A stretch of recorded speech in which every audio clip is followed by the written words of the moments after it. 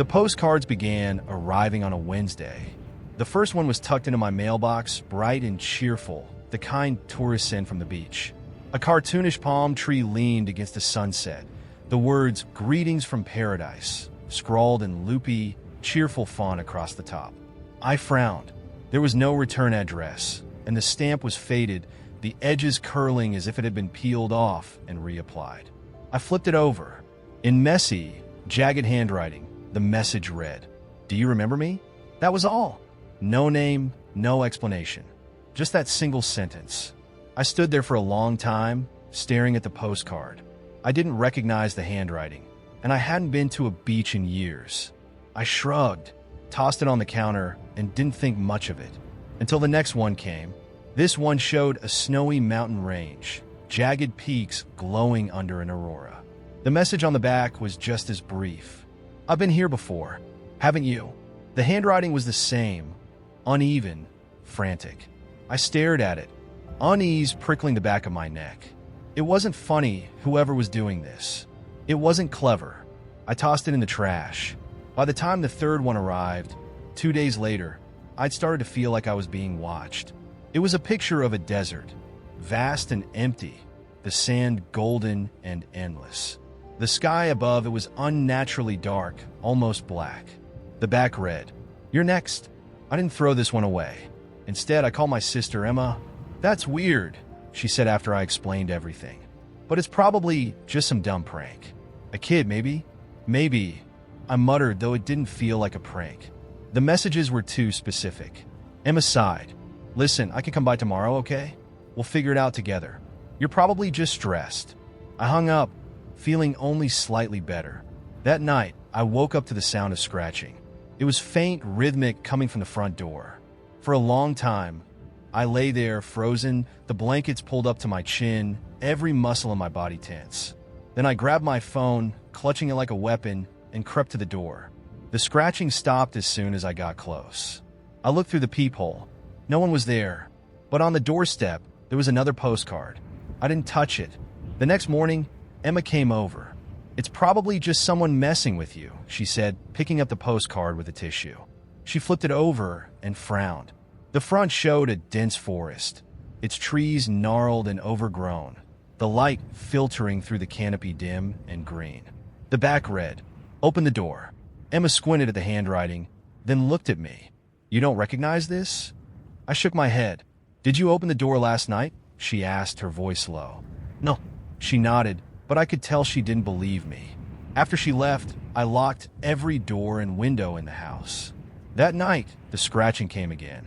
This time, it wasn't just the door. It was the windows, the walls, even the ceiling, faint but persistent, like 1,000 tiny hands clawing to get in. I tried to block it out, stuffing earplugs into my ears and pulling the blankets over my head, but the sound was inside me, vibrating in my skull, my teeth, my bones. I don't remember falling asleep. When I woke up, the house was silent, and the postcards were everywhere. Dozens of them, scattered across the floor, the counters, the furniture. Each one showed a different place: stormy seas, endless caves, barren wastelands. Some were of places that couldn't exist. A city floating upside down in the sky, a field of flowers glowing faintly under 2 moons. Every single one had a message scrawled across the back. "Do you remember? It's waiting for you. Open the door. You're next." I grabbed my phone and called Emma. Her voicemail picked up. I left her a shaky message, begging her to call me back, and hung up. Then I noticed the newest postcard. It was on the coffee table, propped up neatly like someone had placed it there with care. My hands trembled as I picked it up. The image was familiar. A small, brick house with a cracked driveway, a dying tree in the front yard. My house. The back read, "We're already here." I froze. The room felt smaller, the air colder, as if the walls were leaning in. That's when I heard the floorboards creak. Slowly, I turned toward the sound. At first, I thought the room was empty, but then I saw them. Figures standing just beyond the edge of the light, their forms blurry and indistinct, like shadows that had peeled themselves free from the walls. They didn't move. They didn't speak. They just stood there, watching. The postcard slipped from my fingers. I ran. I don't know how long I've been driving. The postcards are in the passenger seat, even though I don't remember bringing them with me. Every time I stop for gas or food, there's a new one waiting for me on the dashboard. The message always the same. Do you remember? The farther I go, the less the world feels real. The roads are empty, the sky's too still, the air too quiet. It's like I'm driving through a painting, a copy of a place that no longer exists. I don't know what's waiting for me at the end of this road, but I think I'm about to remember. Let's start a new story. I woke up to the sound of my own voice whispering my name. At first, I thought it was a dream. My apartment was silent except for the faint hum of the fridge in the kitchen, the streetlights outside casting their dim glow through the blinds. But I couldn't shake the sound. It had been too clear, too close. It wasn't a scream or a shout, just a low, insistent murmur, as if someone had leaned in close to my ear while I slept. David. I sat up, heart pounding, scanning the room. Nothing was out of place. My phone was still charging on the nightstand, my jacket draped over the chair in the corner. But the air felt wrong, heavier somehow, and my name still echoed in my head, too familiar to dismiss. The first time it happened, I wrote it off as stress. I'd been working late nights, pulling 12-hour shifts at the firm. Exhaustion does weird things to your mind. That's what I told myself. Anyway, but it didn't stop. The next time it happened while I was in the shower. The water was scalding hot, steam fogging up the bathroom mirror, and I was mid-rinse when I heard it again. David. This time, it came from outside the bathroom door.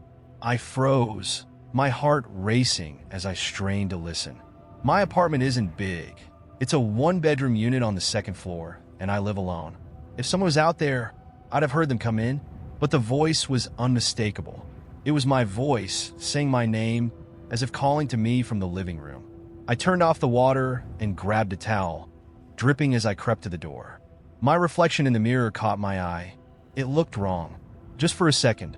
I couldn't explain why, but it felt like it was watching me, waiting for something. I tore my gaze away and yanked open the bathroom door. The apartment was empty. After that, things escalated. I started finding notes around my apartment. They were written in my handwriting, but I hadn't written them. The first one was taped to the fridge. It was just one word, why? The second appeared a few days later, tucked into my coat pocket. You forgot. The notes kept coming. In the shower, I found one pressed against the fogged-up glass. Not much time. On my nightstand. Look closer. In my sock drawer. You're not alone. I threw them all away, but they kept appearing. And they were getting longer. You don't remember because you're not supposed to. It isn't your body. It never was. You were made to forget, but it's breaking down. The voice, my voice, grew louder, more insistent. It didn't just call my name anymore. Sometimes it would whisper fragments of sentences, questions, commands. David, wake up. Do you feel it yet? Find the gap. And the gap started to appear. At first, they were small. I put my keys on the counter, only to find them in the bathroom an hour later. I'd sit down to watch TV, and when I looked at the clock, it was hours later, even though the remote was still in my hand and the show hadn't progressed. But then it got worse. One morning, I woke up in my car, parked on a street I didn't recognize. The gas tank was almost empty, and the clock on the dashboard showed 3:14 a.m. I didn't know how I'd gotten there. People around me started acting strange. My co-worker Emily avoided eye contact in the break room, and when I asked her what was wrong, she just muttered, "Nothing, it's fine," and walked away. My neighbor, Mrs. Grant, who usually waved when we passed in the hallway, slammed her door shut the second she saw me. Then there was the barista at the coffee shop I went to every morning. He handed me my usual order with shaking hands and said, "Are you okay?" I nodded, confused, and he leaned in closer, lowering his voice. "You look different. Like, it's not really you." I didn't go back to that coffee shop. One night, I woke up standing in the middle of my living room. The TV was on, playing static, and all the lights were off. My hands were clenched in a fist, my knuckles white. When I looked down, I saw dark smudges on my palms. At first, I thought it was ink, but the smell hit me metallic sharp. It was blood. The walls of my apartment were covered in writing. Words and symbols scrawled in my handwriting, looping and jagged. They didn't make sense, but the repetition of certain phrases sent chills through me. You are the shell. It's waking up. Not much longer now. I scrubbed the walls clean, threw away the blood-stained rags, and sat on the floor, shaking. I didn't call the police. What could I even say? That I was losing my mind? That my own body felt foreign, like I was a puppet being yanked by invisible strings? That's when the mirror cracked. I heard it before I saw it. A sharp, splintering sound from the bathroom. I didn't want to go in there, but I couldn't stop myself. The mirror over the sink had split clean down the middle, the fracture jagged and uneven. My reflection stared back at me, its eyes hollow, its face expressionless. Then it blinked. I hadn't blinked. I was sure of it. It leaned closer to the glass, lips curling into a slow, deliberate smile. My heart pounded as it raised a hand and pressed it against the other side of the mirror. I stumbled back, but it didn't follow. It just stood there, watching me, its smile widening. Then it spoke. You're almost ready. The next morning, I found a new note. It wasn't like the others. This one was different. It wasn't written in my handwriting. It was scrawled in thick, black letters across the bedroom wall. It's your turn. I don't know what's happening to me. I don't know what the voice means, or why my reflection moves when I don't. But I'm starting to think the voice isn't lying. This body, this life, it doesn't feel like mine anymore. And whatever's been waiting, it's not waiting much longer. Let's start a new story. I never liked elevators, but it wasn't until that night that I learned why. I just moved into a mid-rise apartment complex downtown, the kind that looked nice from the outside, but always had a faint odor of old carpet and industrial cleaner lingering in the halls. The building was 15 stories high, and I lived on the 12th. The elevator was old, its brass buttons dulled by decades of use, its panels scratched with graffiti that had been half-heartedly buffed out. Still, it worked, and I didn't think much about it until the night the elevator decided to notice me. It started innocuously enough. I was coming back from a late shift at work, my feet aching, my brain foggy from too many hours staring at a computer screen. The lobby was empty, the fluorescent lights buzzing faintly overhead. I pressed the button to call the elevator, listening as the gears churned and the car rumbled its way down to the first floor. When the doors opened, I hesitated. The elevator was empty, but something felt off. The light inside flickered slightly, casting uneven shadows along the scratched steel walls. The faintest smell of ozone hung in the air, like a storm about to break. I told myself I was being ridiculous and stepped inside, pressing the button for the 12th floor. The doors slid shut, and the car began its ascent. It was fine at first, the usual creaks and hums of an old elevator. But then, just as I passed the 3rd floor, the car jolted. It wasn't violent, just enough to make my stomach lurch. I pressed my hand against the wall to steady myself, and then the numbers on the panel blinked out. For a moment, the elevator was silent, the hum of the motor gone. My chest tightened as the thought of being trapped flitted through my mind. But then the car started moving again, except it wasn't going up. It was going down. I pressed the buttons frantically, but none of them lit up. The car picked up speed, faster and faster, the air seeming to thicken around me. My ears popped, and I clutched the railing, my heart hammering in my chest. When the elevator finally stopped, the impact was so abrupt that I staggered and nearly fell. The doors opened, but what lay beyond wasn't the lobby. It wasn't anything I recognized at all. The floor was smooth, gray concrete, stretching out into a dim, cavernous space that seemed to go on forever. The air smelled damp and stale, and a faint humming noise, low and steady, echoed in the distance. I didn't want to step out, but the elevator didn't give me a choice. The lights flickered again, this time staying off for a few seconds before reluctantly buzzing back on. When they did, I saw something in the concrete ahead. Footprints. They were faint, outlined in a dusty residue, leading away from the elevator and into the gray expanse. They were bare, human, but the spacing was off. Too wide, as if whoever made them had been running. "Hello?" I called, my voice echoing into the void. Nothing answered. I turned back to the elevator and pressed the button for the 12th floor. The doors didn't close. I pressed the lobby button. Still nothing. I pressed all the buttons at once, frantic, but the panel stayed dark. A cold sweat broke out on my forehead. I turned back to the footprints. They were the only thing breaking the monotony of the space, the only clue about where I was or what I should do. Against every instinct screaming at me to stay put, I stepped out of the elevator. The moment my foot touched the concrete, the doors slid shut behind me. I whipped around, pounding on the steel, but the elevator didn't respond. My reflection stared back at me in the dull surface of the doors, distorted and pale. When I turned back toward the footprints, they had changed. They were no longer dusty impressions. Now they were darker, wetter, like someone had just stepped out of a pool and left a fresh trail. And they were leading somewhere new, a doorway in the distance that hadn't been there before. The doorway was tall and arched, a jagged outline carved into the wall that seemed to shimmer faintly. I told myself not to go, that I should stay by the elevator and wait for help. But the humming in the air grew louder, vibrating in my chest like a second heartbeat, pulling me forward. I followed the footprints. As I approached the doorway, the light seemed to dim, the edges of the space blurring into darkness.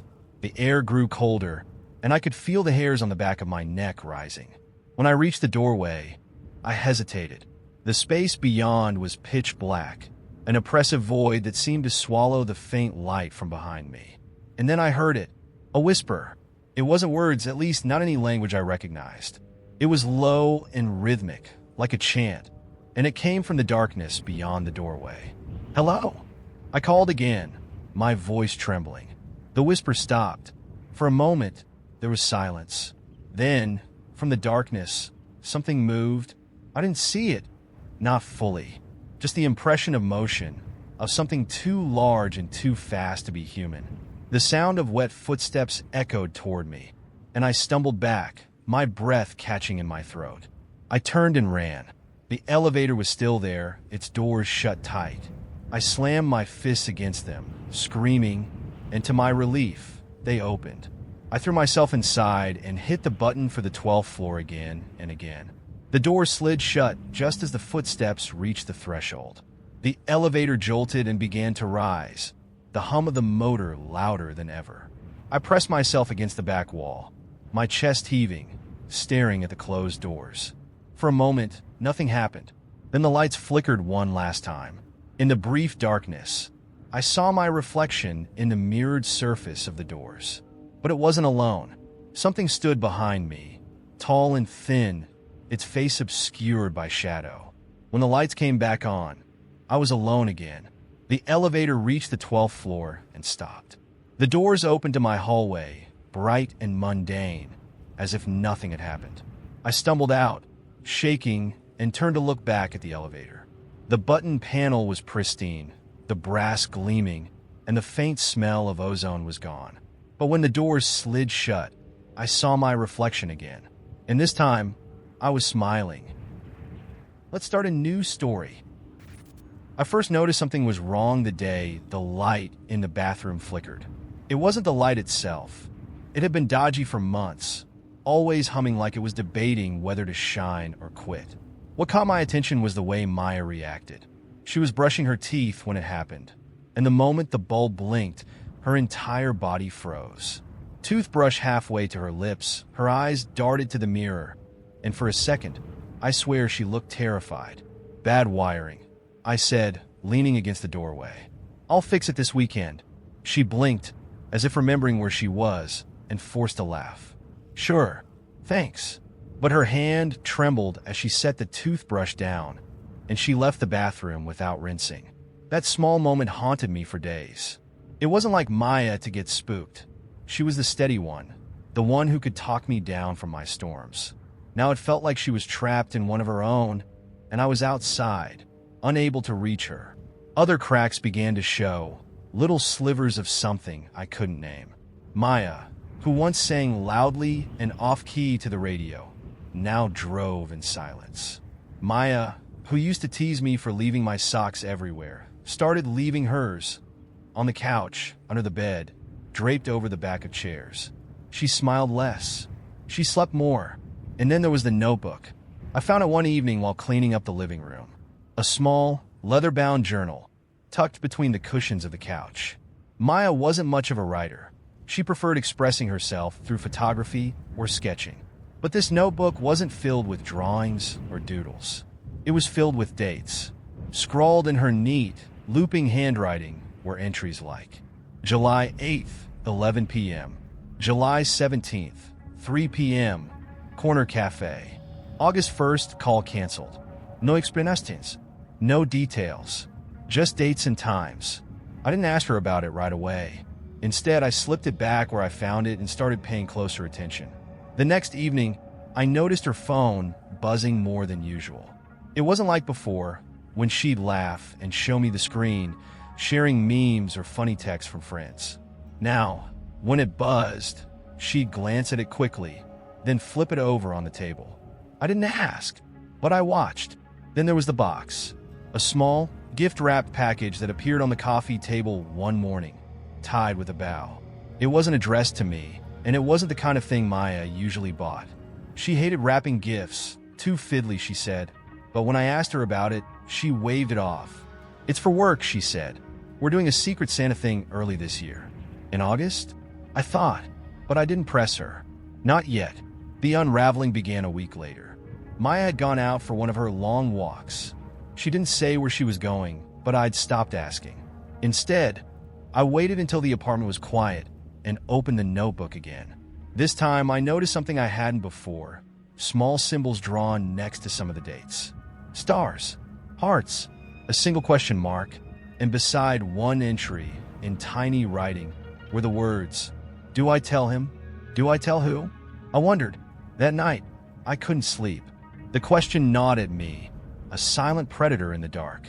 Around 2 a.m., I heard her phone buzz again, the faint glow of the screen lighting up her side of the bed. I turned over, pretending to adjust the pillow, and caught a glimpse of the notification. It wasn't a name, it was a number, unsaved. The next day, I left work early. I told myself I was just coming home to surprise her, to maybe have a conversation about everything that had been weighing on me. But when I arrived, the apartment was empty. Maya's car was gone, and on the kitchen counter, forgotten in a rush, was the box. I don't know what I expected to find when I opened it. A scarf? A book? Something innocuous? Instead, inside was a silver bracelet, delicate and elegant, engraved with the words, "For every secret kept." My stomach turned. When Maya came home that evening, she was smiling. Not the kind of smile she'd been giving me lately, the forced, tight-lipped ones, but a real smile, the kind that crinkled the corners of her eyes. For a moment, I felt like I was looking at the woman I'd fallen in love with. And that's when I knew. "Where were you today?" I asked, keeping my voice light. Her smile faltered for half a second, barely noticeable. "Just running errands," she said, setting her bag down. "Why?" I held up the box, the bracelet gleaming in the lamplight. "Who's this for?" She froze. For a long moment, she didn't move, didn't speak. And then she sighed, the kind of sigh that carries the weight of 1,000 unsaid things. "I can explain," she said softly. But she didn't. Not really. She told me about the person, someone she'd reconnected with through an old friend. Someone who understood her in ways she couldn't explain. Someone who wasn't me. She swore it hadn't gone too far, that she hadn't crossed any lines. But the lines were already blurred beyond recognition. "I didn't mean for this to happen," she said, tears streaming down her face. I felt lost. And he found me. I didn't yell, didn't throw things or storm out.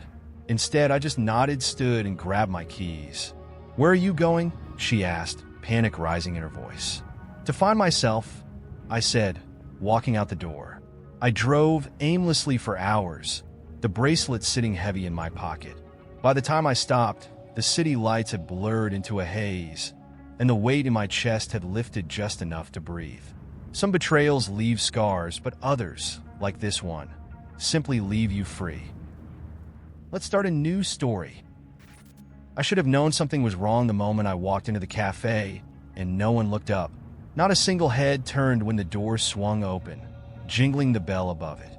The barista stood behind the counter, staring at the espresso machine like she didn't know what it was for. A man at the corner table scrolled his phone, his finger moving steadily, though the screen was black. A woman with a newspaper had it upside down, her eyes fixed on the blank page. It wasn't just the quiet, it was the stillness. The whole place felt like a photo, posed and frozen. I hesitated, my hand lingering on the door. "Morning," I said, just to break the silence. No one responded. The woman with the newspaper didn't even blink. Maybe I should have turned around and walked out right then, but I didn't. I told myself it was a weird vibe, nothing more. My therapist had been encouraging me to leave the house more, to push through my anxiety, and I didn't want to crawl back into my comfort zone. I forced a smile, stepped inside, and joined the line. The barista looked up when it was my turn, but her eyes didn't quite meet mine. Her gaze hovered somewhere over my shoulder, unfocused. "What can I get you?" she asked, her voice monotone.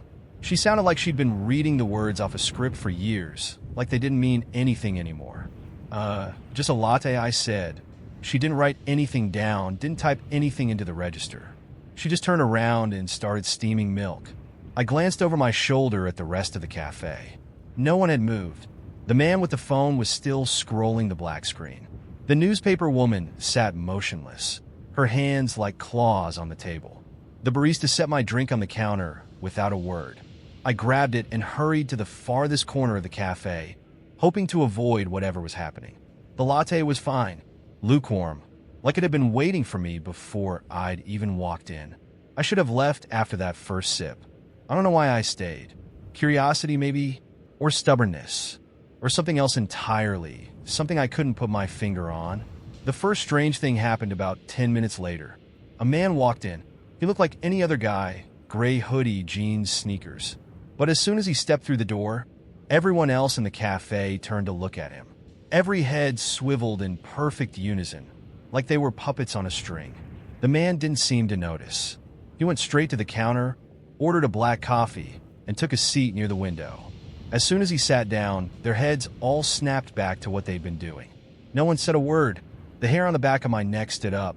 I sipped my latte, trying not to look obvious as I watched him. He seemed normal, typing on his laptop, checking his phone, drinking his coffee. But every so often, I caught one of the others glancing at him. Always quick, always in sync, like they were sharing the same thought. Then the second man came in. This one was tall and broad, wearing a crisp suit that didn't match the worn leather briefcase he carried. When he entered, the room shifted again. The barista froze mid-pour. The woman with the newspaper folded it without looking down, and the man with the phone set it on the table, face down. All of them turned to watch the new man. But unlike before, they didn't look away. The man in the suit didn't order anything.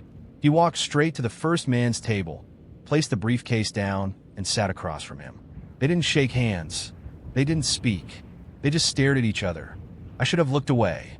It felt wrong to watch, like I was intruding on something I wasn't supposed to see. But I couldn't stop myself. I sipped my latte to steady my nerves, though the taste had turned bitter. That's when I noticed the third man. He wasn't in the cafe. He was outside, standing on the sidewalk across the street, completely still. His back was to me, but something about him felt off. He was tall, wearing a long coat that flared at the bottom like an old trench coat. His head was slightly tilted, as though he were listening to something I couldn't hear. I glanced back at the two men at the table. They hadn't moved, but the tension between them was palpable. The rest of the cafe sat frozen, staring at the interaction like an audience waiting for a play to begin. Then the man in the suit reached across the table and opened the briefcase. I don't know what I expected to see. Papers, money, maybe some kind of strange device. But there was nothing in it. Nothing visible anyway. Just a faint, flickering light, like the kind you see when you close your eyes after staring at a bright screen. It danced and pulsed, casting strange shadows on the walls. The man in the hoodie leaned forward, staring into the briefcase. His expression didn't change, but the air in the room seemed to tighten, growing heavier by the second. My chest felt like it was being squeezed, and I had to remind myself to breathe. Then the man in the suit said something. I couldn't hear the words, but they rang in my head like an echo, reverberating in places they shouldn't reach. The man in the hoodie nodded once, his face grim. The briefcase snapped shut, and the heavy air lifted. The man in the suit stood and walked out, leaving the briefcase behind. As soon as the door closed behind him, the cafe came alive again. The barista resumed steaming milk. The man with the phone picked it up, scrolling again. The woman unfolded her newspaper, but the man with the hoodie was still there, staring at the briefcase. I don't remember standing up. I don't remember crossing the room. All I know is that suddenly I was standing at his table. He looked up at me, his eyes dark and glassy, like the flickering light in the briefcase had gotten stuck in them. "Don't," he said, his voice hoarse. "You don't want to know." I should have listened. I didn't. I reached for the briefcase, and his hand shot out, gripping my wrist with surprising strength. "It's not for you," he said. But it was too late. The latch popped open, and the world hasn't been the same since. Let's start a new story. It started as a distant hum, barely noticeable at first, like the faint buzz of power lines on a quiet evening. I was walking home from my shift at the diner, the streets empty and the air cool, when I first heard it. It wasn't the kind of sound you could pinpoint. It seemed to come from everywhere at once, a low vibration that settled in my chest. I stopped and looked around, but the streetlights were steady, and the only movement was the breeze pushing a discarded cup down the sidewalk. I told myself it was nothing and kept walking, my keys jangling in my pocket, my thoughts already drifting to what was left in the fridge. When I reached my apartment, the hum was still there, faint but persistent, like the faint ring in your ears after a loud concert. I closed the door behind me, dropped my bag on the counter, and turned on the TV to drown it out. The sitcom reruns flickered to life, canned laughter filling the room, and for a moment, the hum faded into the background. I microwaved leftover spaghetti, ate it standing over the sink, and went to bed without giving it another thought. I woke up to a different kind of silence. It wasn't the absence of sound. It was a silence that felt alive, thick and pressing, like a weight on my chest. My apartment was dark except for the faint glow of the clock on the stove, and the hum was louder now. It wasn't just in my ears, it was in the walls and the floor in my head. I sat up, heart pounding, and listened. There was no traffic outside, no faint hum of appliances, no creak of the building settling. Just that sound, low and constant, like a distant engine revving up but never quite reaching full throttle. I got out of bed and checked the hallway. The overhead lights were flickering slightly, casting jittery shadows across the beige carpet. I knocked on my neighbor's door, Mrs. Patel, who always left her lights on, but there was no answer. Her window, visible through the peephole, was dark. I knocked again, louder this time, but the only response was the echo of my fist on the hollow wood. The sound was getting louder. I went back into my apartment, locking the door behind me, and turned on every light I could. They all flickered, the bulb struggling to hold a steady glow. My phone had no service. The time displayed 3:13 a.m., but the clock wasn't ticking. The screen stayed frozen, the numbers unchanging. When I pressed the power button to restart it, the screen went black and didn't come back on. The hum was no longer a hum. It was a droning, pulsating noise, deep and resonant, vibrating the floor beneath my feet. It seemed to be coming from outside, so I did what any idiot would do in my position. I opened the window. The air outside was wrong. It smelled like burnt plastic and metal, sharp and acrid, making my eyes water. The streetlights, normally spaced evenly along the road, were flickering in unison now, synchronized like a heartbeat. The light didn't illuminate. It seemed to carve through the dark, revealing nothing but empty streets and strange, shifting shadows. That's when I saw the figures. At first, I thought they were people, just shadows cast by the flickering lights. But they moved in ways shadows shouldn't. They stretched and twisted unnaturally, shifting without any clear source of movement. Their shapes were elongated, their edges sharp but somehow fluid, as though they were barely holding together. They didn't have faces, just a smooth, endless blackness where their features should have been. There were 4 of them at first, clustered around the lamppost nearest to my building. Then 5, then 6. They didn't walk or glide. They simply appeared, closer each time I blinked. One of them turned toward me. I slammed the window shut and locked it, as if that would make a difference. The hum became deafening, shaking the walls, rattling the dishes in my cabinet. I backed away, tripping over the corner of my coffee table, my breath coming in short gasps. The figures were outside my building now, directly beneath my window. I could see them through the thin curtain, their shapes pressed against the glass like frost patterns forming in reverse. They didn't knock. They didn't try to break in. They just waited. I didn't know what else to do, so I turned off the lights. The flickering had become unbearable, casting jagged shadows that seemed to twist into faces for split seconds before vanishing. I crouched behind the couch, clutching a kitchen knife I'd grabbed without thinking, as though steel could protect me from whatever this was. My breath echoed in my ears, loud and desperate against the unrelenting drone of the hum. Then the knocking started. It wasn't frantic or aggressive. It was soft, deliberate, like a polite visitor waiting to be let in. Knock. Pause. Knock. Pause. It came from the front door, then the window, then the bathroom, moving through my apartment as if testing the boundaries. The hum seemed to synchronize with the knocking, the vibrations resonating with each sound. The figures didn't need to get inside. I realized that too late. They were already here. The shadows on the walls were moving, rippling like water despite the room being completely dark. I couldn't breathe. I couldn't move. The space around me felt smaller, the air heavier, like the walls were closing in. The shadows stretched toward me, reaching with elongated fingers, and the knife slipped from my hand as my vision blurred. I felt something cold against my skin, not physical, but a presence pressing into me, around me, through me. I don't remember what happened after that. I woke up the next morning in my bed, the sunlight streaming through the window like nothing had happened. My apartment looked the same, but the hum was gone.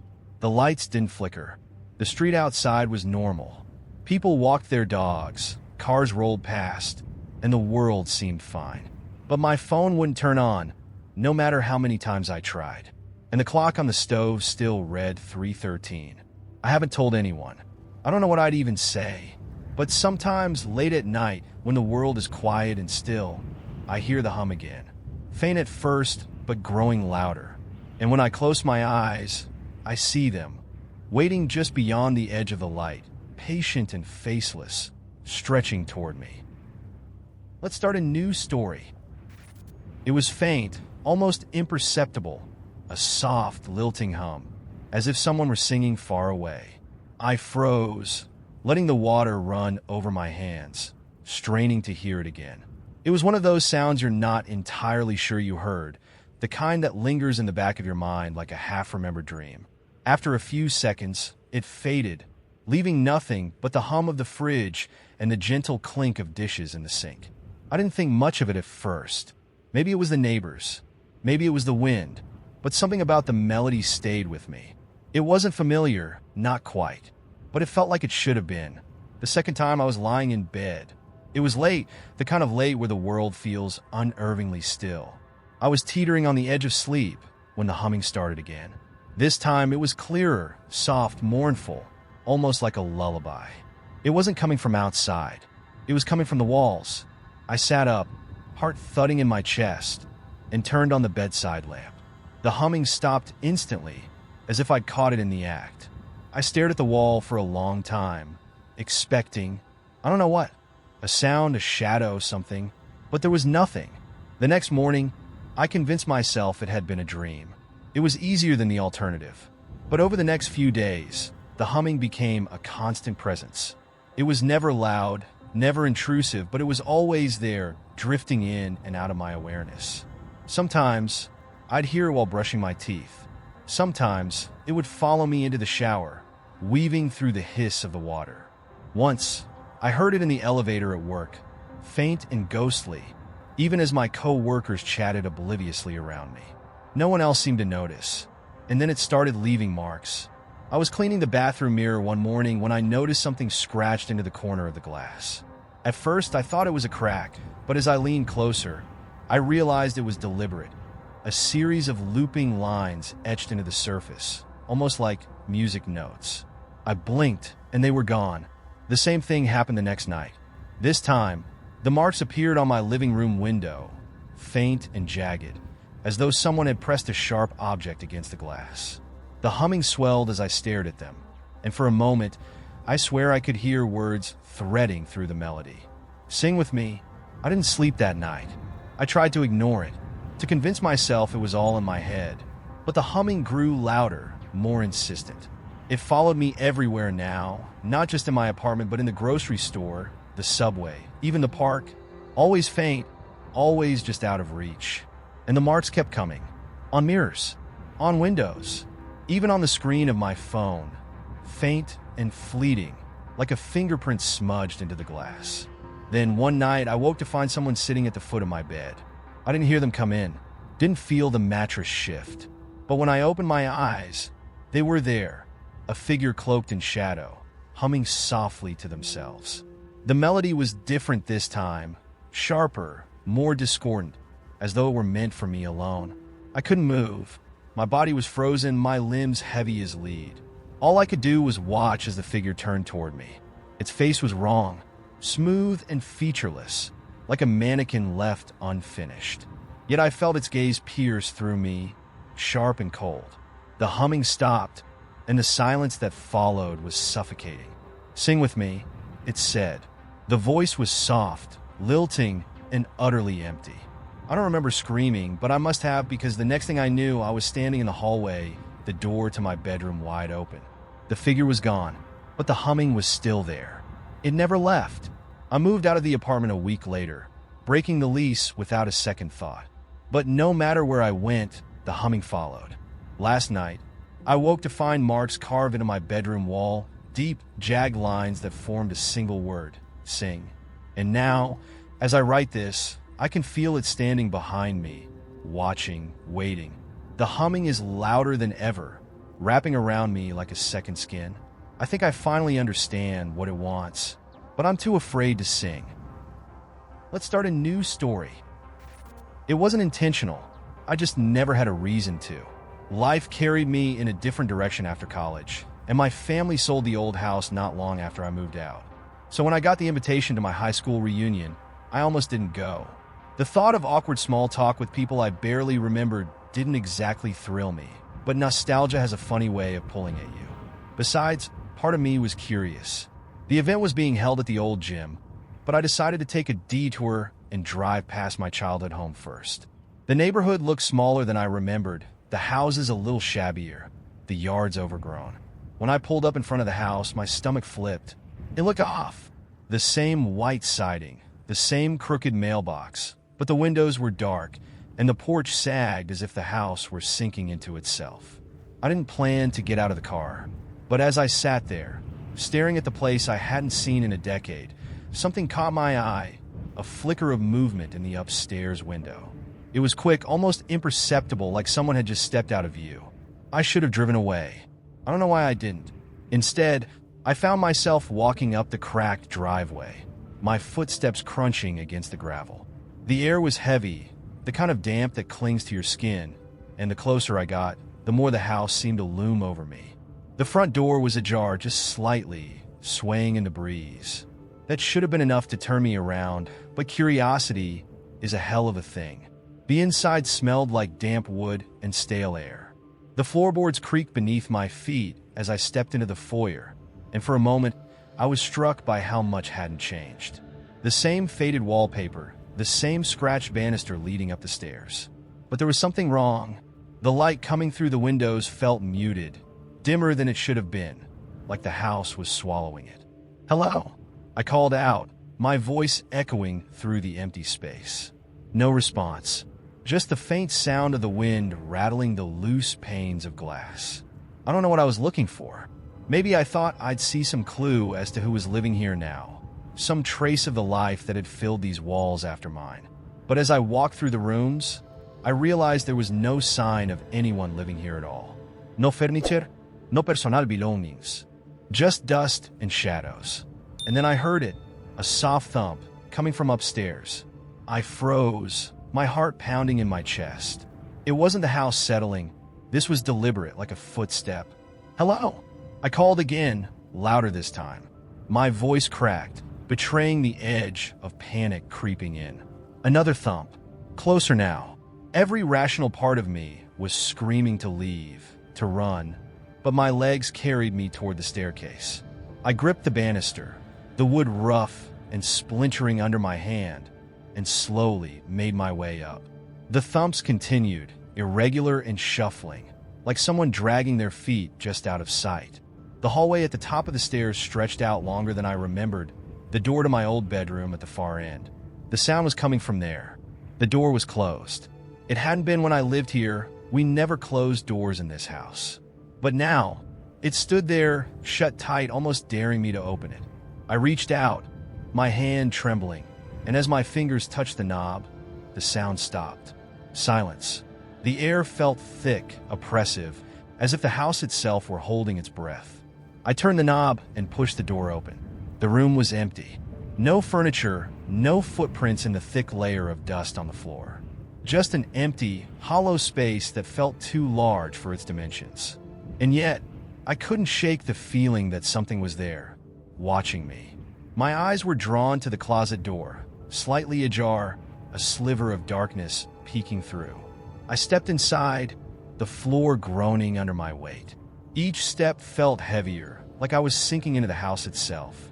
I reached for the closet door, my breath catching as I pulled it open. Inside was a mirror. It shouldn't have been there. I didn't remember a mirror ever being in this room, let alone one like this. It was old, the kind with a tarnished silver frame, its surface fogged and warped. For a moment, I thought it was just my reflection staring back at me, but then I realized it wasn't. The face in the mirror was mine, but the expression was wrong. The reflection smiled, a slow, deliberate grin that didn't reach its eyes. My own face remained still, frozen in horror as I watched the thing on the other side tilt its head, mimicking a movement I hadn't made. And then it spoke. "I remember you." The voice wasn't mine. It was deeper, distorted, as if coming from underwater. My reflection's lips moved, but the words echoed inside my head, rattling my skull. I stumbled backward, my back slamming against the wall. The room seemed to close in around me, the walls warping and bending, the light dimming until the only thing I could see was the mirror. My reflection stepped forward, pressing its hand against the glass, and I felt a cold, crawling sensation against my own palm. "I've been waiting," it said, the grin widening impossibly. I ran. I don't remember how I got out of the house. One moment I was in that room, and the next I was outside, gasping for air, my legs trembling so badly I could barely stand. My car was still running, the headlights cutting through the dusk, and I didn't look back as I peeled out of the driveway. I didn't go to the reunion. I drove straight home, locked every door and window, and sat in the dark, trying to convince myself it hadn't happened. But that night, as I lay in bed, I felt it, a cold hand brushing against my cheek. And in the darkness, I heard the voice again. "I remember you. Let's start a new story." The first time I noticed something was wrong, it was subtle enough to ignore. I was walking home from the office, the late October chill biting at my hands. The streets were their usual gray and indifferent, lined with the hum of tired cars and faces lit by the dull glow of phones. But as I approached my apartment building, something felt off. There was a man standing by the corner lamppost, perfectly still. He was facing away, shoulders stiff, dressed in a charcoal suit that looked expensive but outdated, like he'd walked straight out of another era. I wouldn't have thought twice about it, except I'd seen him before. Not earlier that day, not the day before. I'd seen him standing in that exact spot a week ago, under the same flickering lamppost. Same suit, same stillness. I shook it off. Maybe he lived in the neighborhood, maybe he liked that corner. Who was I to judge someone else's routine? When I reached my building, I glanced back. He was gone. Life moved on, as life does. Work deadlines consumed my days, and the long nights of scrolling through my phone ate whatever remained. But then things started piling up, small things at first, the kind of oddities you can reason away if you're determined enough. My coffee table coasters moved slightly every time I left the room, though I was certain I hadn't touched them. The clock in the hallway ticked backwards once or twice, only to reset itself when I blinked. And then came the photographs, I was going through my camera roll late one night, scrolling absentmindedly through the usual mishmash of food shots, sunsets, and blurry concert videos when I noticed something strange. There were new pictures I hadn't taken. They were all of me, standing in my living room, sitting at my desk, even lying in bed, all from angles that shouldn't have been possible. My first instinct was to panic. Someone must have hacked my phone, or worse, broken into my apartment. I searched every corner of my home, every closet and cabinet, but there was no sign of forced entry. Nothing was missing, except for the feeling of safety I'd once taken for granted. The photos didn't stop. Each night, more appeared, and each one was closer than the last. The final straw came when I found a picture of myself asleep, taken from what could only have been inches away. My face was peaceful, slack with the kind of trust you can only have when you believe you're alone. I wasn't alone. The next day, I installed cameras in every room. It didn't make me feel safer, but I had to know. That night, I stayed up, clutching a baseball bat I dragged out of the closet, my eyes glued to the live feed on my laptop. For hours, nothing happened. Midnight came and went, and I began to feel foolish, as if all the strange occurrences could be written off as paranoia or stress. Then, at exactly 2:14 a.m., the motion detector pinged. The feed flickered, and for a second, I thought I saw a shadow in the corner of the living room, a tall, thin shape that melted into the walls. I rewound the footage, playing it back in slow motion. There was no shadow, but when I returned to the live feed, the cameras were dead. Every single one. The knock on the door came moments later. 3 sharp, deliberate raps that echoed through the silent apartment. My heart climbed into my throat as I stared at the door. I didn't move. Another knock. This time softer, almost hesitant. "Who is it?" I croaked, my voice barely audible over the pounding in my ears. Silence. I don't know how long I stood there, staring at the door, bat gripped so tightly that my knuckles ached. Finally, I crept toward the peephole, every muscle in my body screaming at me to stop. There was no one there, except I could see the man in the suit standing under the same lamppost. He was staring straight at me, his face pale and featureless, like a blank canvas where eyes and a mouth should have been. I slammed the door and shoved the deadbolt into place.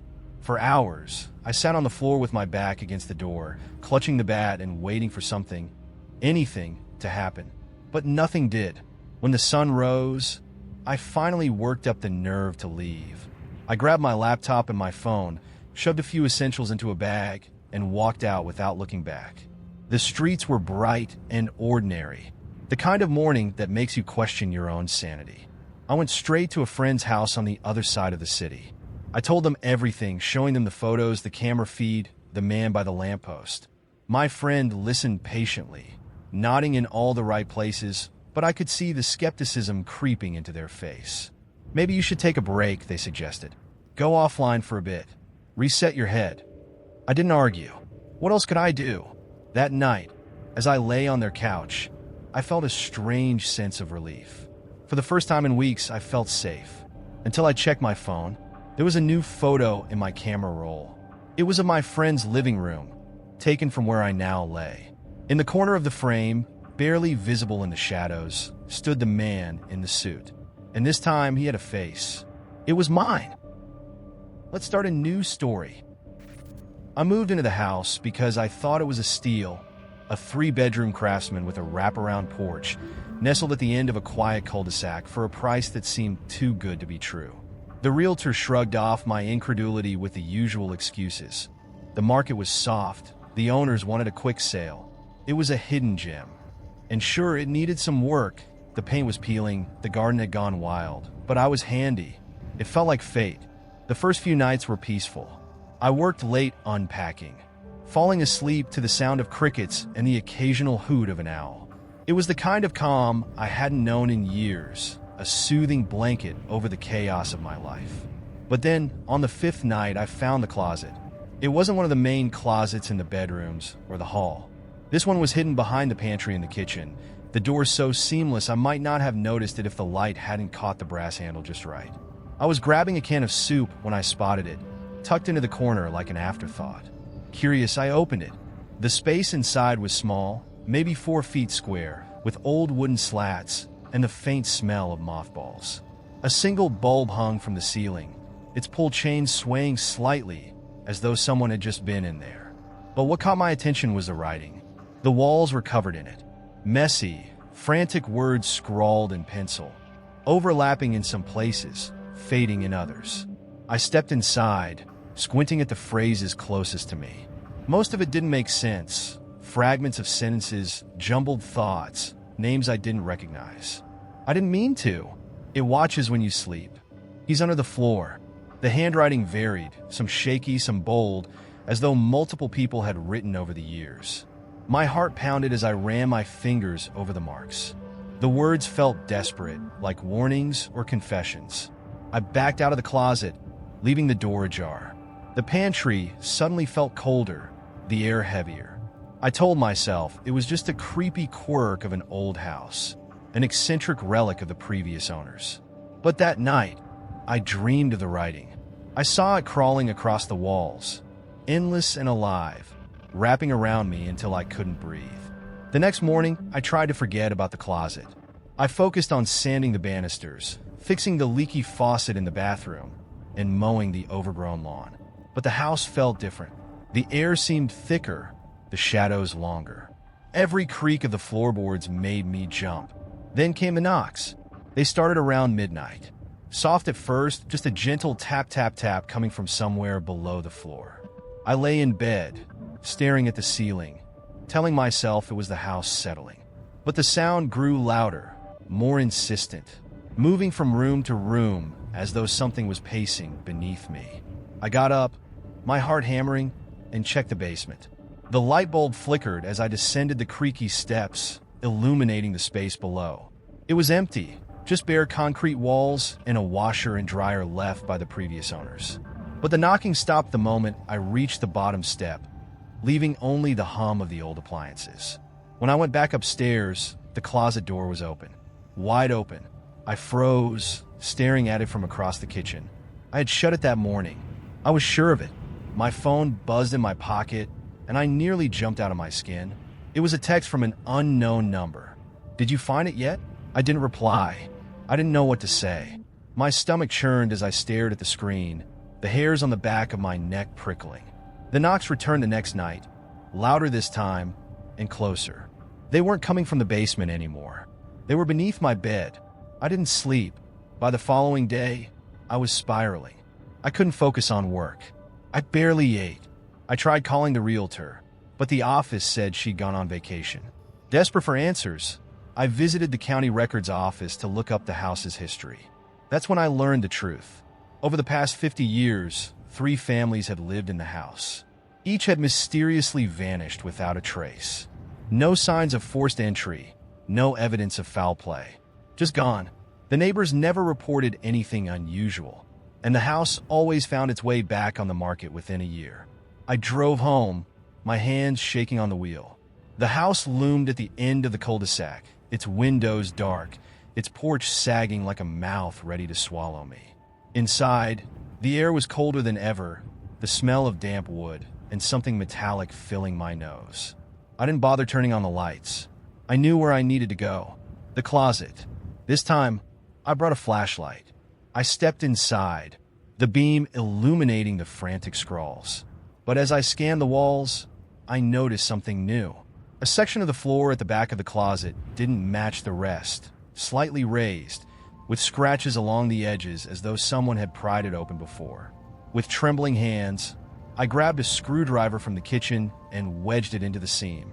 The wood groaned as I lifted the panel, revealing a narrow, dark passageway descending into the earth. The metallic smell was stronger now, nearly overwhelming. I shone the flashlight into the hole, but the beam didn't reach the bottom. The walls were lined with more writing, etched deep into the dirt. "Help us.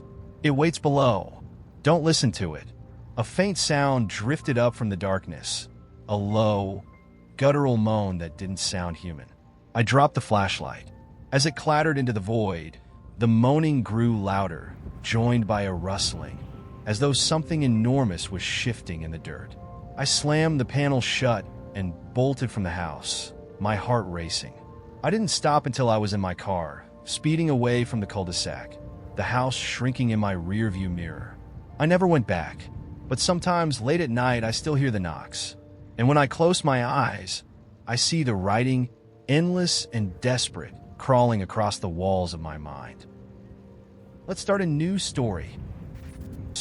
It wasn't glamorous. Cubicle walls, the hum of the air conditioning, the occasional burst of laughter from someone near the coffee machine. Just another day. My personal phone buzzed next to my keyboard, an unfamiliar number lighting up the screen. I hesitated. I usually let unknown numbers go to voicemail, but something made me pick up this time. "Hello," I said. There was a pause, just long enough to be uncomfortable, before a man's voice crackled through the line. "Is this Rachel?" "No, I think you have the wrong number." Another pause, this one longer. I thought he'd hang up, but instead he said, "Oh, I'm sorry. I must have dialed wrong. Have a nice day." It was innocuous, ordinary, but something about the pause, the deliberate way he spoke, stuck with me. I told myself to forget it. Wrong numbers happen all the time. That evening, as I was leaving work, my phone buzzed again. Same number. I felt a prickle of unease as I stared at the screen, my thumb hovering over the reject button. This time, I let it ring out. A voicemail notification popped up a few moments later. Curious, I pressed play. "Hi. Sorry to bother you again. I thought I'd try one more time. If this isn't Rachel, please just ignore me. Sorry for the inconvenience." I shrugged it off. Annoying, maybe, but harmless. Still, I blocked the number. Problem solved. Or so I thought. A few days later, my office phone rang. I didn't even think about it as I picked up. It's work, after all, and I answer calls all the time. "This is Lauren. How can I help you?" There was silence on the other end. Then, "You sound different on this phone." I froze. My mouth went dry. It was the same voice. The same deliberate pauses. The same wrong number. "I think you have the wrong number again," I said, trying to sound calm. A soft chuckle came through the line. "No, I don't think I do, Lauren." My stomach dropped. My name. He'd never asked for my name before. My coworkers' voices buzzed around me, oblivious, while I sat there gripping the phone like it might bite me. I hung up without saying another word. That night, I barely slept. I couldn't shake the voice, the way he'd said my name. I started second-guessing everything. Maybe I'd mentioned it on the first call. Maybe he'd heard me answer my desk phone before. Or maybe he knew me. The next day, a package arrived at my desk. It wasn't unusual. I'd ordered a few things online recently, and our office occasionally received personal deliveries. But when I opened it, my blood ran cold. Inside was a single item, a phone case. Not just any phone case, my phone case. The exact one I was using. Same design, same scratches, and wear like it had been taken right out of my hands and placed into this box. I stared at it, my heart hammering in my chest. My phone was still in my pocket, its case intact. This couldn't be mine. But it was. I took the rest of the day off, mumbling something about feeling sick. When I got home, I went straight to my landlord to ask if anyone had been around my apartment or asked for me. He shook his head, concerned but ultimately dismissive. I didn't push it. What could I even say? Over the next few days, the feeling of being watched became unbearable. I started noticing small things. A car parked across the street for hours at a time. A man in a hoodie who always seemed to be walking just behind me when I went out. I kept telling myself I was imagining things, that my paranoia was running wild. But deep down, I knew it wasn't. Then one night, the power in my apartment went out. I was sitting on the couch, flipping through channels, when the TV suddenly blinked off, plunging the room into darkness. I froze, every hair on my body standing on end. I checked my phone. No outages reported in the area. Just my unit. I crept to the window, peeking through the blinds, and saw him.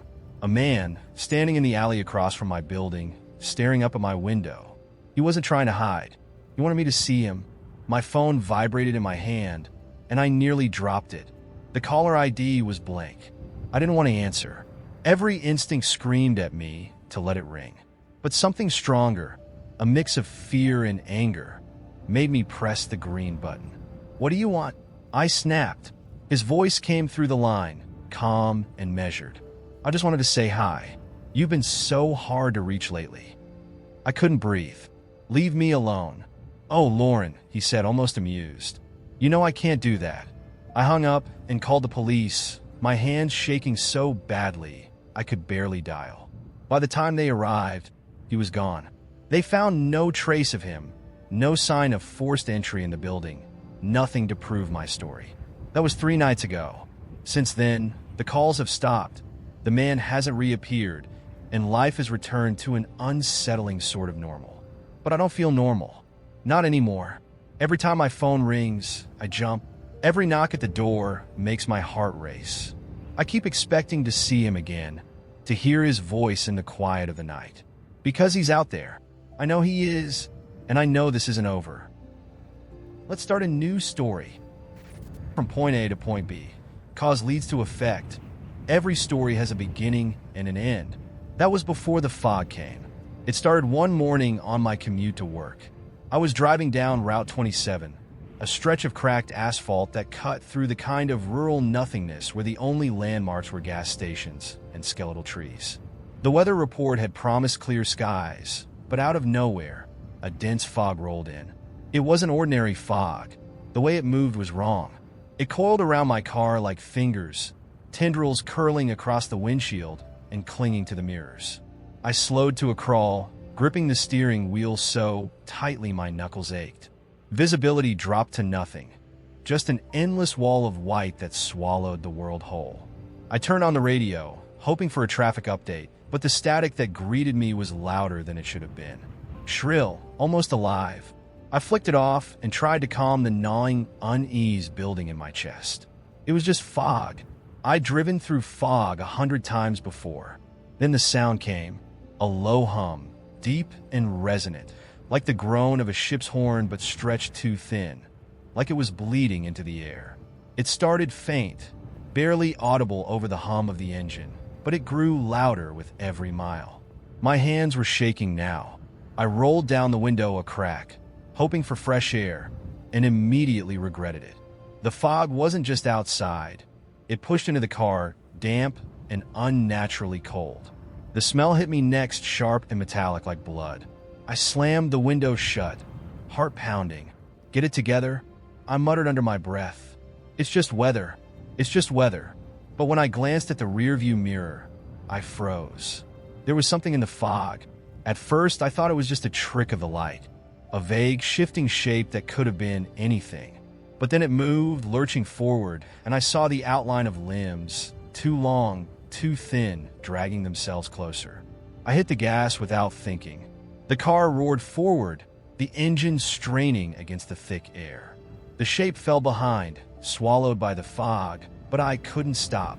My breath came in shallow, panicked gulps, and the hum vibrated through my chest like it was inside me now. The road was endless. I should have reached the city by now, but there were no exit signs, no landmarks, just the unrelenting gray. My phone had no signal, and the dashboard clock was frozen at 8:13, the exact time I'd first entered the fog. And then, up ahead, I saw it, a gas station. The neon open sign blinked weakly in the haze, its light flickering like it was fighting to stay alive. I pulled into the lot, tires crunching over gravel, and killed the engine. For a moment, I just sat there, gripping the steering wheel, too scared to step outside. But staying in the car wasn't an option. The hum was louder now, pressing against my skull like a vice, and the fog seemed to pulse, growing denser with every second. I grabbed my phone and stepped out, the air biting at my skin. The gas station looked abandoned, its windows dark and smudged. The pumps were old, the kind with rolling dials instead of digital screens, and the smell of gasoline hung heavy in the air. "Hello," I called out, my voice small in the silence. No answer. I approached the door and pushed it open, the bell above it jangling hollowly. The inside was just as bleak as the outside. Shelves half empty, a thin layer of dust covering everything. There was a counter at the back, but no cashier. "Anyone here?" I tried again, stepping deeper into the store. Something moved in the corner of my vision. a shadow darting between the aisles. "Hello!" My voice wavered, and I cursed myself for sounding so scared. The shadow moved again, closer this time. My breath caught in my throat as a figure stepped out from behind a shelf. It was a man, or something that had once been a man. His skin was pale and stretched too tight over his bones, his eyes sunken and unblinking. He wore a gas station uniform, the name Dale stitched onto the chest, but it was stained with something dark and wet. "You shouldn't be here," he rasped, his voice like gravel. "I got lost," I stammered. "The fog." His eyes flicked to the window, and for the first time, I saw fear in them. "It doesn't like when you stop." "What?" "The fog," he said, his voice dropping to a whisper. "It's not natural. It's alive. And it's hungry." I took a step back, my stomach twisting. "What are you talking about?" "You need to leave," he said, his movements jerky and desperate. "Now, before it notices you're here." "Before what notices?" He didn't answer. Instead, he pointed to the door, his hand trembling. "Go. Now." The hum was deafening by the time I stepped outside, vibrating in my teeth, my bones, my very blood. The fog was thicker than ever, swirling around the car like it was alive, and in the distance I saw them. The shapes, dozens of them now, their limbs too long, their movements too disjointed to be human.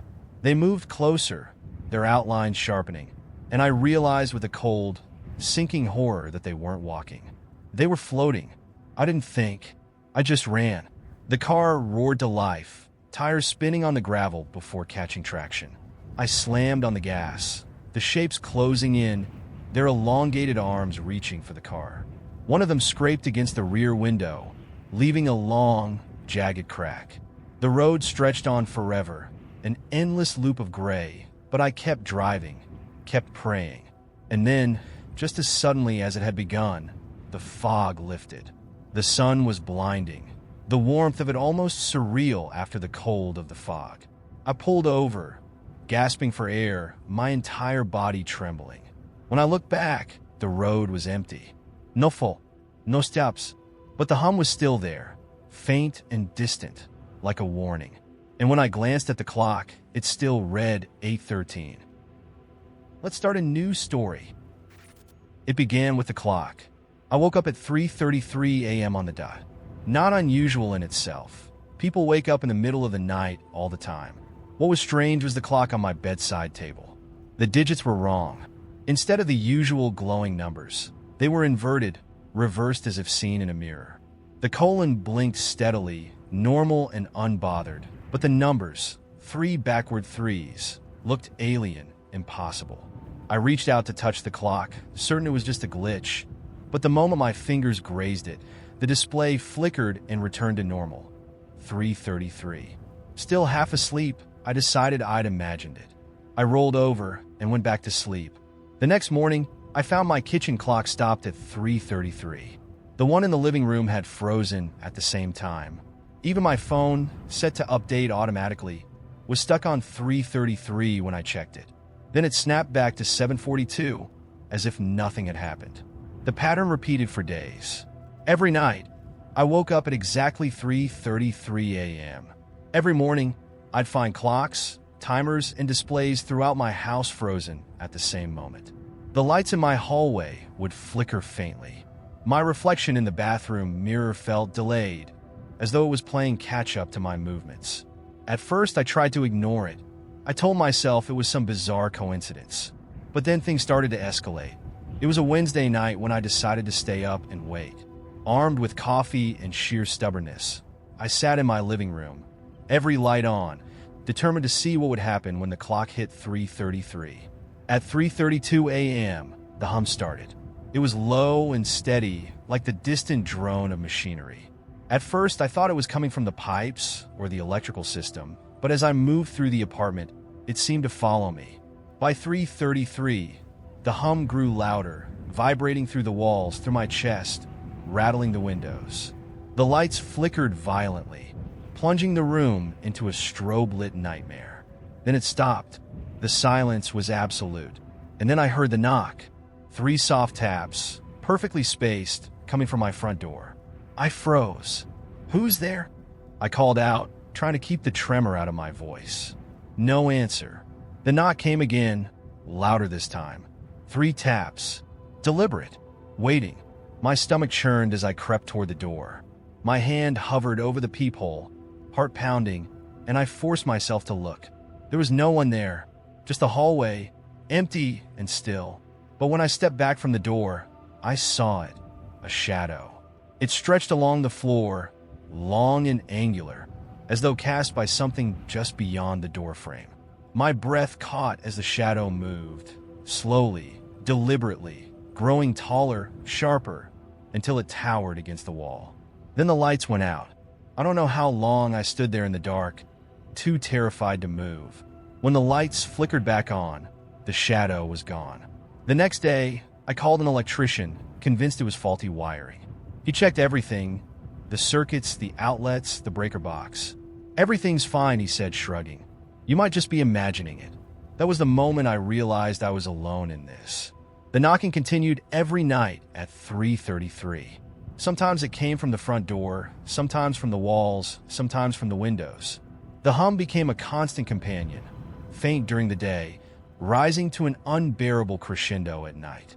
And then, one night, the knocking came from inside the apartment.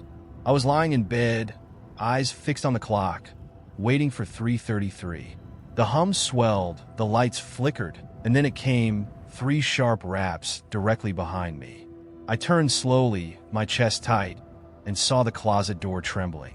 The handle twisted, rattling as if something inside was trying to force its way out. I stumbled out of bed, grabbing the heaviest thing I could find, a lamp, and held it in front of me like a weapon. "Who's there?" I demanded, my voice cracking. The knocking stopped. For a moment, there was nothing but silence. Then the closet door creaked open, inch by agonizing inch. Inside was nothing but darkness. And then the darkness moved. It spilled out of the closet like smoke, writhing and shifting, filling the room with an unnatural chill. Shapes formed within it, arms, legs, too many fingers. Eyes, countless eyes, blinking and staring and fixed on me. "Why now?" A voice whispered, layered and distorted, as though it were coming from every corner of the room at once. I couldn't speak. My throat felt like it was closing, my chest tightening under the weight of its gaze. The shadows surged forward, enveloping me. I woke up in my bed. The clock read 7:14 a.m. The apartment was quiet, the air still. For a moment, I thought it had all been a nightmare. But when I stepped into the hallway, I saw them. 3 long scratches gouged into the wall, deep and jagged, as though something with claws had been there. And on the kitchen counter was a single piece of paper, folded neatly in half. With trembling hands, I opened it. It wasn't supposed to find you. Now, the hum never stops. It's there in the background of every moment, a faint vibration that I can't escape. The clocks no longer freeze, but I wake up every night at 3:33 without fail. The knocking has stopped, replaced by something worse. I hear it breathing. I don't know what it wants, but I know one thing. It's getting closer. Let's start a new story. When I inherited my grandmother's house, I wasn't exactly thrilled. I've been there a few times as a kid, but the memories weren't fond. The house sat on a rural stretch of land, surrounded by dense woods that always felt too quiet. Grandma wasn't the cookie-baking type, either. She was sharp, secretive, and the kind of person who always seemed to know more than she let on. When she passed, it was sudden and solitary. The neighbors found her sitting in her favorite chair, eyes wide open, staring at the far corner of the room. The place smelled like age and mildew when I arrived, the kind of smell that doesn't wash out. The furniture was covered in sheets, and her things were neatly packed in boxes, as if she'd been preparing to leave. There was no will, no letter, no sign she ever expected to die. Just a deed with my name on it and a key that felt oddly warm when I held it. The first night, I couldn't sleep. I lay in her old bedroom, the master bedroom, trying not to think about the way she died. My mind wandered to the corner of the room, the one she'd been staring at. There was nothing there, just an old wardrobe, its doors slightly ajar. I told myself it was just shadows and the house settling, but the air in that corner felt heavier, like the gravity in that spot was stronger. Around 2 a.m., I thought I heard a faint creak, but when I turned on the light, the wardrobe doors were shut tight. I spent the next day cleaning, hoping to make the place feel less like a tomb. As I worked, I found things that unsettled me. Old photographs where Grandma stood too far from the rest of the family, her face blurred as if she'd moved at the last second. A journal filled with neat, precise handwriting, pages and pages of the same words repeated over and over. It's not mine. It's not mine. It's not mine. And then, behind a stack of books in the den, a small wooden box with no lock. Inside was a single object, a brass key that didn't match any of the doors in the house. That night, the air in the bedroom felt heavier. The corners seemed darker, as if the shadows were pooling there, growing thicker. I told myself it was just the stress of being alone in a strange house, but I couldn't shake the feeling that something was watching me. I moved into the guest room, but even then, I felt its presence pressing against the walls. By the third night, I couldn't ignore it anymore. The noises started faint, a soft tapping like fingers on glass. Then came the whispers, too low to make out, but always coming from the same direction, the wardrobe in the master bedroom. I kept the door to that room shut, but no matter where I went in the house, I felt the pull of it like the wardrobe was the center of the universe. I decided to investigate, if only to prove to myself that it was just an old piece of furniture. It was stupid, I know, but fear has a strange way of daring you to confront it, like it's testing your resolve. So I went into the bedroom, flashlight in hand, and pulled the wardrobe doors open. It was empty, completely empty, not even a coat or a hanger. But the wood inside was scratched and warped, as if something had been clawing at it from the inside. And the smell, it wasn't mildew anymore. It was sweet and sickly like rotting fruit. I gagged and slammed the doors shut, my hands shaking. I decided to sleep on the couch that night, but sleep didn't come. Around 3 a.m., I heard the sound of something dragging across the floor above me. Slow, deliberate, as if something heavy was being moved. My blood ran cold as I realized the noise was coming from the master bedroom. I told myself it was just an animal, maybe a raccoon that had gotten inside. But then I remembered the wardrobe, the scratches, and the way Grandma had been staring at that corner when she died. The next morning, I tried to leave. I packed a bag, threw it in the car, and started driving toward town. But the further I got, the more disoriented I felt. The road seemed wrong, the landmarks unfamiliar. After what felt like an hour, I realized I'd somehow looped back to the house. My car sat in the driveway, the engine ticking as if it had never been turned off. I didn't understand it. I didn't want to understand it. That night, I stayed up, determined to keep every light in the house on. But one by one, the bulbs began to flicker and die, starting with the living room, then the hallway, until only the bedroom light remained. I sat on the couch, gripping the brass key I'd found, though I didn't know why. The wardrobe doors were open again, though I didn't remember opening them. And then I heard it, a voice, faint but distinct, coming from the bedroom.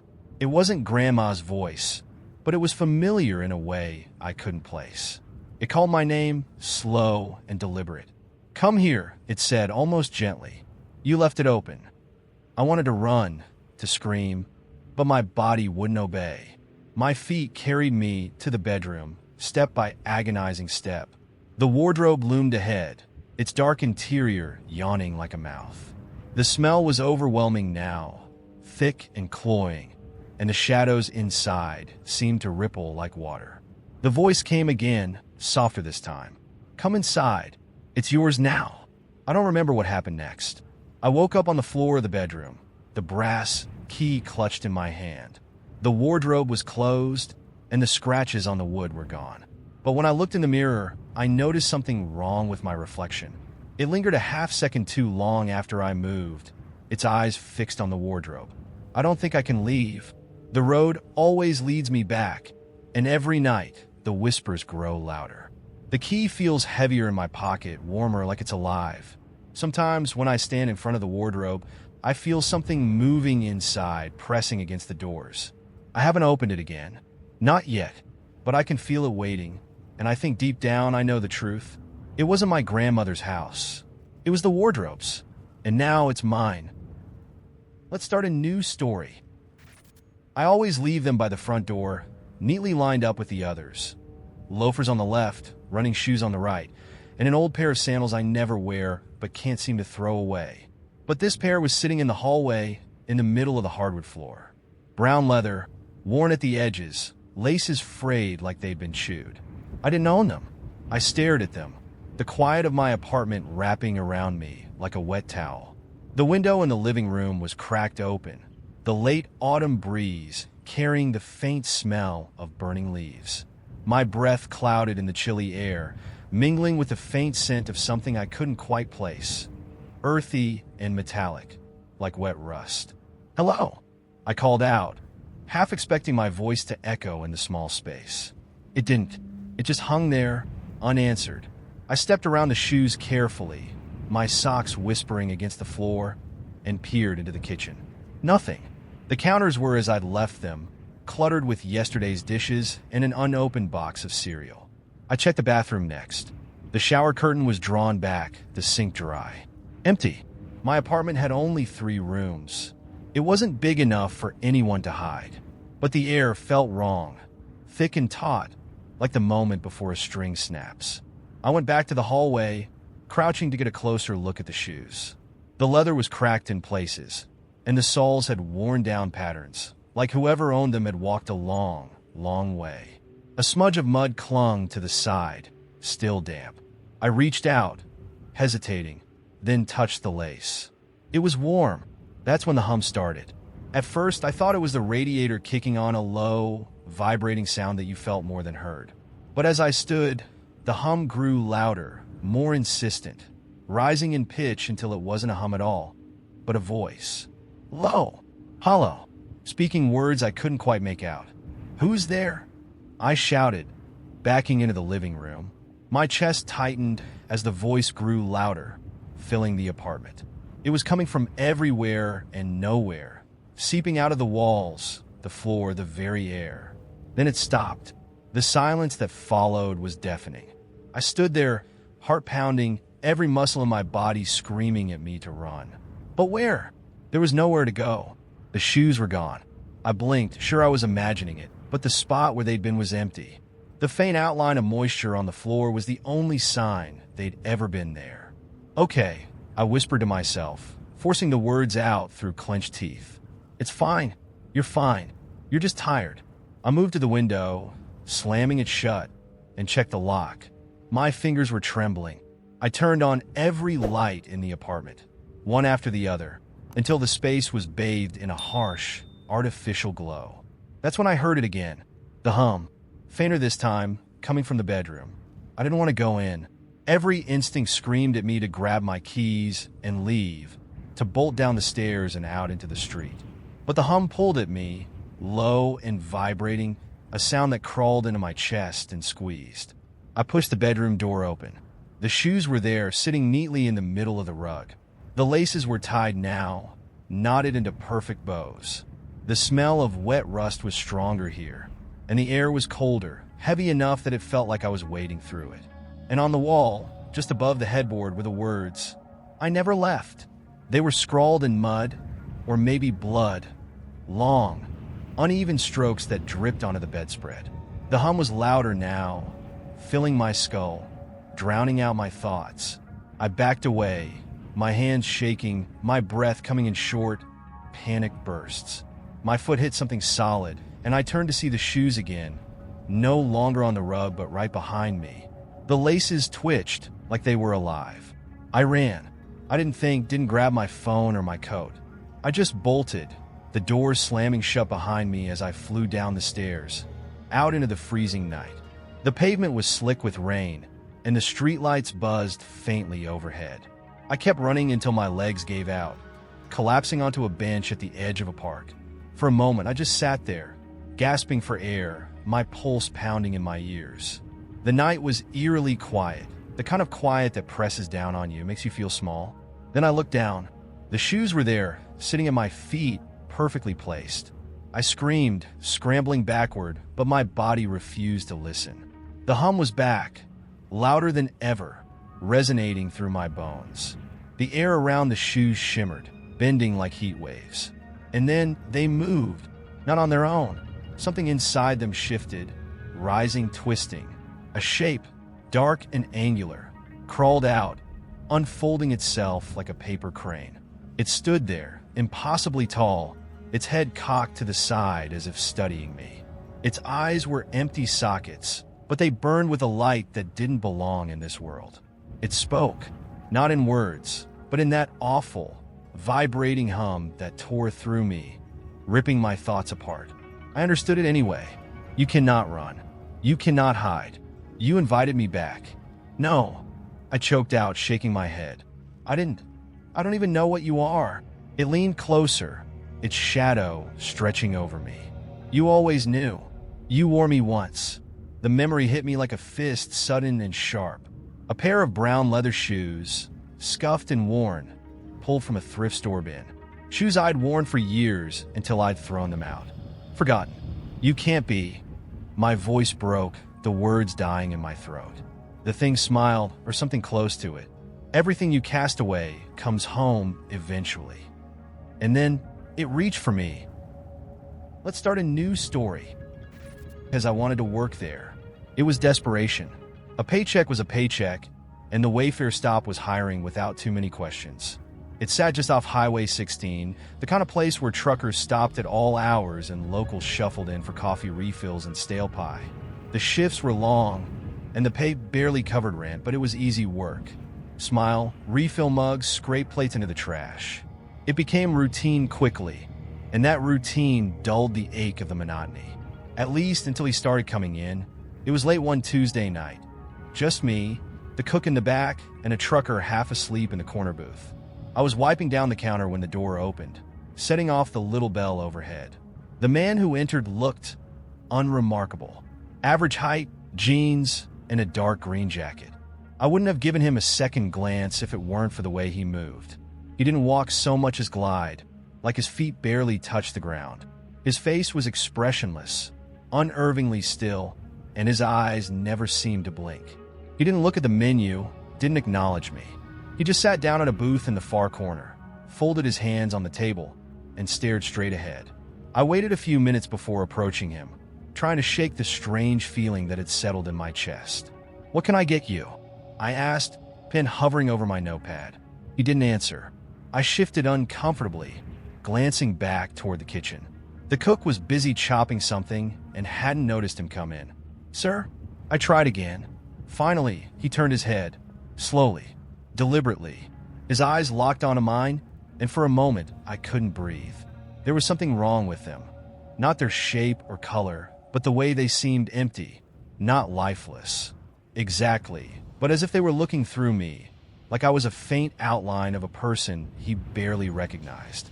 "Coffee," he said finally, his voice low and flat, like the word didn't belong to him. I nodded quickly and backed away, grateful to put distance between us.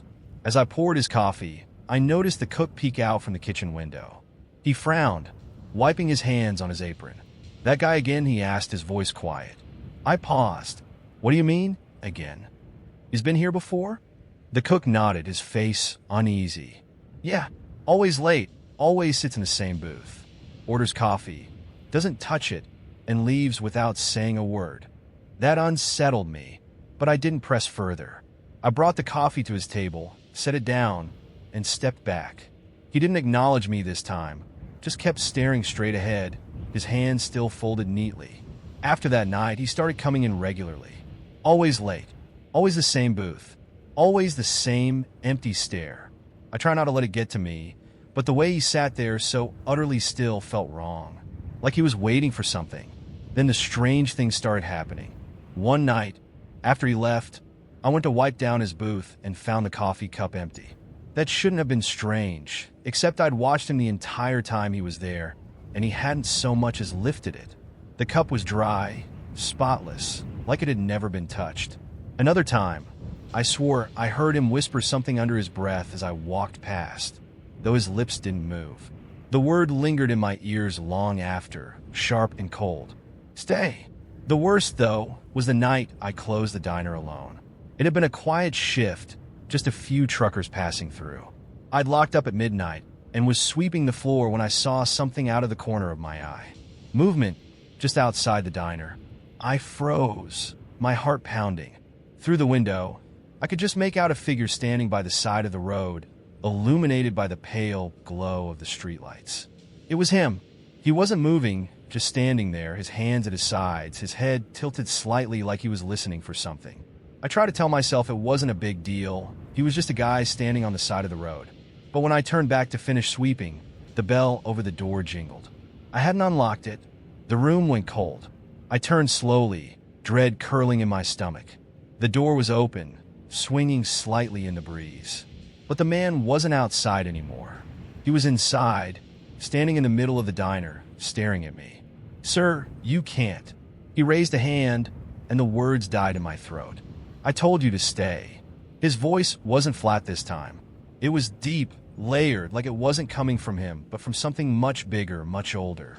The lights flickered, and the air grew heavier, pressing against my chest.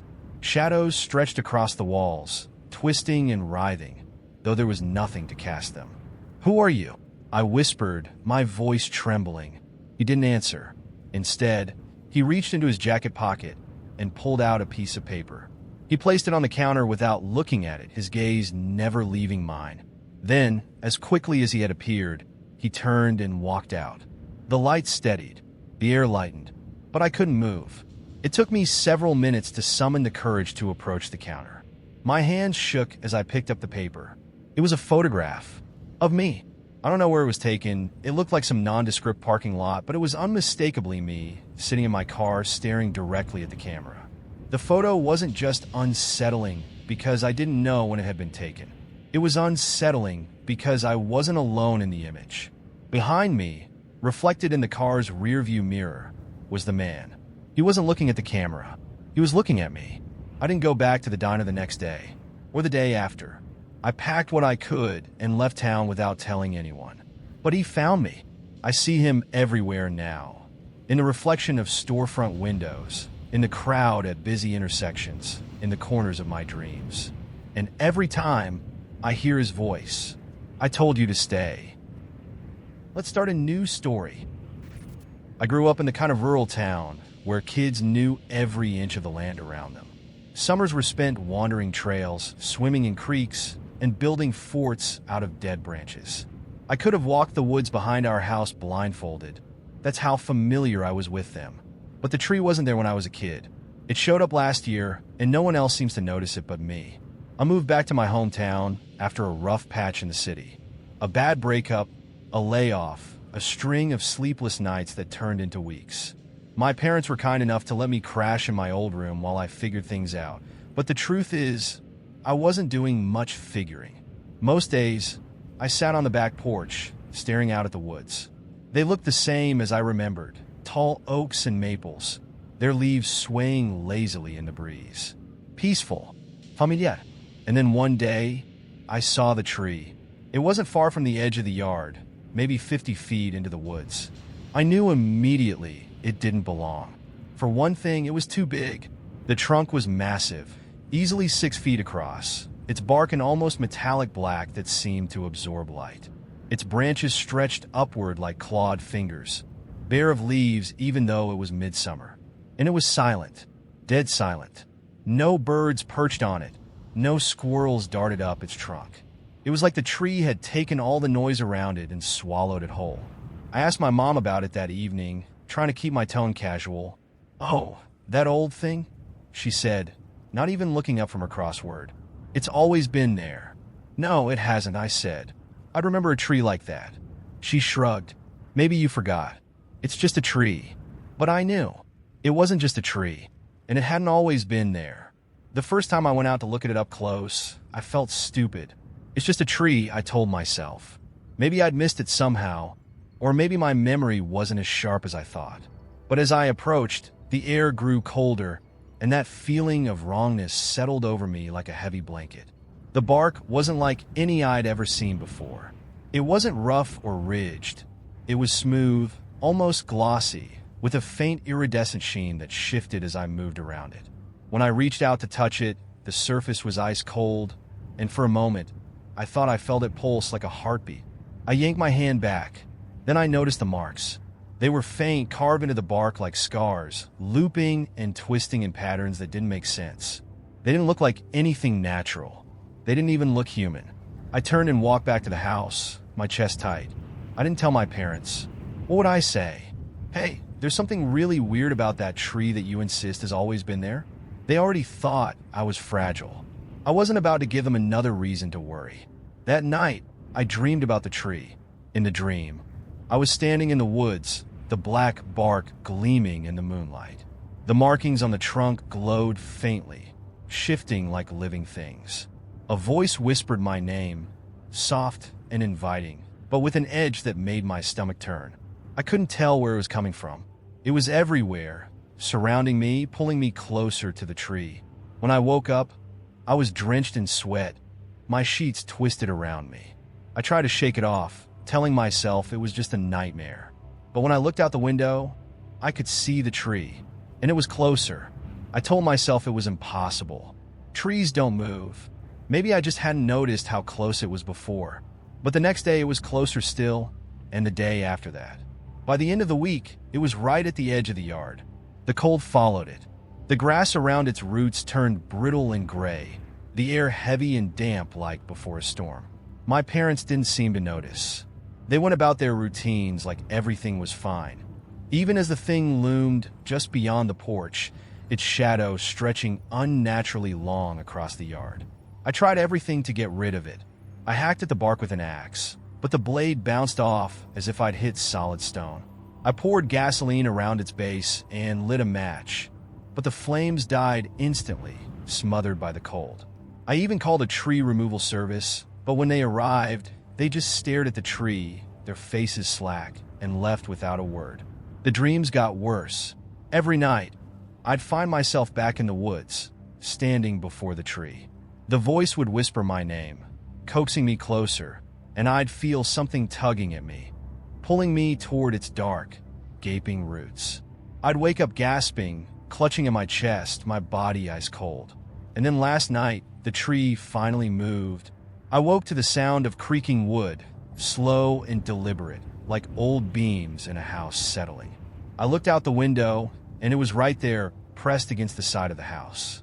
Its branches scraped against the siding, the marks on its trunk glowing faintly in the moonlight. The whispers were louder now, clearer. They weren't calling my name anymore. They were speaking, though I couldn't understand the words. The sound crawled under my skin, ancient and primal, and I knew it wanted me. I don't know why I'm writing this. Maybe because I need someone to know what happened, even if it's just words on a page. The tree is outside my window now, its branches clawing at the glass. I can hear the whispers, soft and insistent, growing louder with every passing second. I don't think I can resist it much longer. Let's start a new story. Steam curling along the edges of the bathroom mirror. I wiped it with the flat of my hand, expecting the same face I'd seen every day of my life. Wet hair, a pale complexion, dark eyes slightly too big for my face. But this time, the reflection felt delayed. I leaned closer, squinting. It wasn't anything obvious. No eerie double grinning back. No phantom standing over my shoulder. Just a faint lag, like the image took a fraction of a second longer to respond to my movements. I shrugged it off as tiredness or some optical illusion caused by the fog. Still, I avoided the mirror for the rest of the night. The next morning, it happened again. I reached for my toothbrush, and in the mirror, my hand moved a beat too late. It wasn't much, barely noticeable, really, but enough to make me pause. Enough to send a chill creeping up my spine. Just stress, I muttered to myself. But over the next few days, the delay grew worse. My reflection would hold its pose just a moment too long, staring back at me while I moved on. Once, as I leaned forward to rinse my mouth, I swore I caught it smirking before snapping back into place. I started covering the mirrors. It felt ridiculous, juvenile even, but I couldn't take the growing unease. The mirrors didn't seem like passive objects anymore. They felt aware, watching. Then things escalated.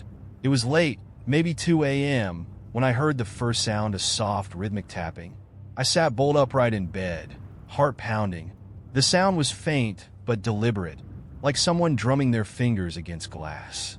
I followed it to the living room, where I draped a sheet over the large mirror above the mantel. The tapping stopped as soon as I entered the room. I stood there, frozen, staring at the shrouded mirror. The air felt heavy, charged like the moments before a lightning strike. Slowly, I reached for the edge of the sheet and pulled it down. The mirror was empty. Not blank, not reflective, empty. It no longer showed the room behind me or my own pale, wide-eyed face. Instead, it was filled with blackness, an endless void that seemed to stretch far beyond the frame. I leaned in closer, compelled by some primal mix of terror and curiosity. The black wasn't uniform. Faint shapes moved within it, like shadows swimming just beneath the surface. And then one of them moved toward me. A hand emerged first, pale and too long, its fingers bending in unnatural angles. Then a face, my face but wrong. The eyes were black pits, and the mouth stretched wide in a grin that didn't belong to me. I stumbled back, dropping the sheet. The hand reached for the edge of the frame, gripping it as if to pull itself through. Before I could scream, I grabbed the sheet and flung it back over the mirror. The tapping started again, louder this time, but I ran back to my bedroom and locked the door. That night, I didn't sleep. The next day, I avoided the mirrors entirely. The bathroom, the hallway, even the reflection in my phone screen. I refused to look. But as the sun set, I noticed something even stranger. My shadows were off. At first, I thought it was a trick of the light. The shadow of my hand didn't quite match its shape, the fingers too long and curled at odd angles. When I turned my head, my shadow hesitated, staying fixed in its original position for just a moment before following. By evening, the shadows were acting completely independently. I watched as the dark outline of my arm reached for the lamp on my desk, while I remained perfectly still. I panicked, turning off every light in the apartment. But the darkness wasn't safe either. I could feel movement in the black corners of the room, faint whispers just at the edge of hearing. When I turned the lights back on, the shadows were gone. For now. That night, the mirror in the hallway shattered. I didn't even hear the crash, just found the shards on the floor, glinting in the pale moonlight. Each fragment reflected something different. One showed my bedroom door standing open, though I knew it was closed. Another showed my kitchen sink, where the faucet was running, even though I hadn't touched it. The largest shard showed my face, staring back at me with those same black, empty eyes I'd seen in the living room mirror. "Come closer," it whispered, the voice faint and hollow. I fled. I spent the next week in a hotel, refusing to go back to the apartment. But the strangeness followed me. The mirror in the hotel bathroom fogged up in the shape of a handprint while I showered, though no one else had entered the room. The television screen flickered with static, and in the flashes, I caught glimpses of that same grinning face. On the fifth night, I woke to find the hotel room mirrors uncovered, though I'd taped them all the night before. In each one, my reflection stood still, grinning at me while I lay frozen in bed. "Almost time," they said in unison, their voices overlapping like a chorus. I packed my things and went back to the apartment the next morning. There was nowhere else to go. When I unlocked the door, the mirrors were all uncovered, every single one of them showing that endless black void. The whispers were louder now, echoing from every reflective surface. I sat on the floor, staring at my reflection in the broken shard from the hallway mirror. "What do you want?" I asked, my voice barely above a whisper. The reflection smiled, its black eyes glittering. "To trade places." I dropped the shard, but it was too late. The world around me rippled, and suddenly I was inside the mirror, staring out. My apartment looked brighter, more vivid, but the version of me standing in my place wasn't quite right. It smiled, adjusted its collar, and walked out the door. I screamed, pounded on the glass, but no one could hear me.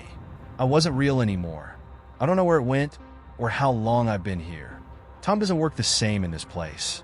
The The shadows in the void keep moving closer and closer, whispering things I don't want to understand. If you ever notice your reflection lagging, or the shadows moving just slightly out of sync, run. And whatever you do, don't let them smile first. Let's start a new story. The invitations started showing up on a Wednesday. I found the first one on my car windshield, tucked neatly under the wiper blade. It was a small black envelope, the paper thick and heavy, like it had been handcrafted. My name was written across the front in looping silver script. No address, no stamp, just my name. Inside was a card, just as black, with a message embossed in that same silver script. You're invited. No date, no time, no location. I assumed it was a mistake. Some kind of promotional thing, maybe a gimmick for a new nightclub or gallery. I tossed it in the trash and didn't think about it again. But the next morning, there was another. This time, it was slipped under my front door. Same envelope, same card, same words. You're invited. I stared at it for a long time, my stomach knotting up with unease. I lived on the 5th floor of an apartment building with a locked lobby and no mail slot. Someone had to have physically walked up to my door and left it there. I checked with the building manager, but he hadn't seen anyone unusual. No one had buzzed in, and the security cameras in the lobby were mysteriously offline. The third invitation showed up in my kitchen. I had left for work that morning with every door locked, every window shut. When I got home, the envelope was sitting on the counter dead center, like it had been placed there deliberately. This time, there was a new detail. The back of the card had a symbol etched into the paper, a spiral with sharp, jagged edges, like the whirlpool of a storm. I felt something shift inside me when I touched it. The air in the apartment grew heavier, and I could hear a faint hum, low and constant, like machinery in the distance. My head throbbed, and I dropped the card, backing away as if it might bite me. I didn't sleep that night. The next day, I stayed home from work. I told myself it was just to catch up on rest, but the truth was I didn't want to leave the apartment. I spent the day pacing, checking every lock, every corner, every shadow. At exactly 7 p.m., the doorbell rang. My heart leapt into my throat. I crept to the door and peered through the peephole. The hallway was empty. I stood there, breathing hard, my hand hovering over the doorknob. Slowly, I opened the door. An envelope was waiting on the floor. This one wasn't black. It was red, the color of fresh blood. I almost didn't open it, but my curiosity got the better of me. Inside was another card, but this time the message had changed. It's tonight. Beneath the words was an address. I should have ignored it. I should have burned the card, locked the doors, and never thought about it again. But something pulled at me, a gnawing curiosity that refused to be silenced. I told myself I just wanted to know who was behind it, that I needed to understand. The address led to a house on the edge of town. It was old, Victorian style, its windows dark and lifeless.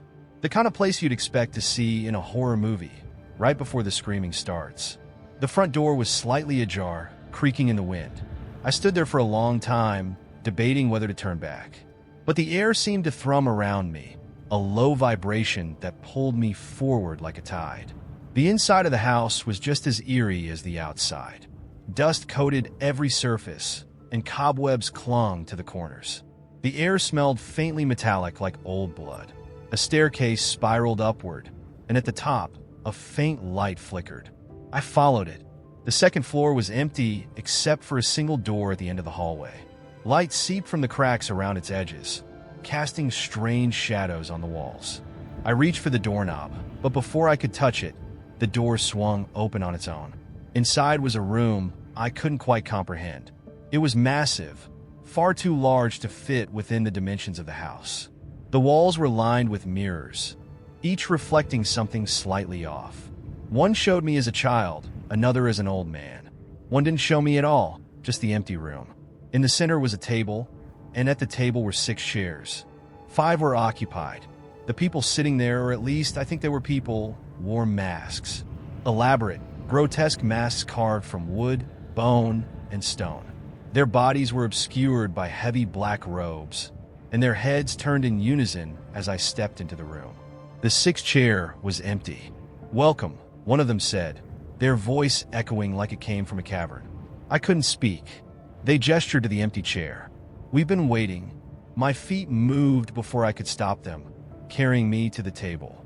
I sat down, my heart hammering against my ribs. The figure across from me leaned forward, their mask a swirling vortex of jagged spirals. "Do you remember?" they asked. "Remember what?"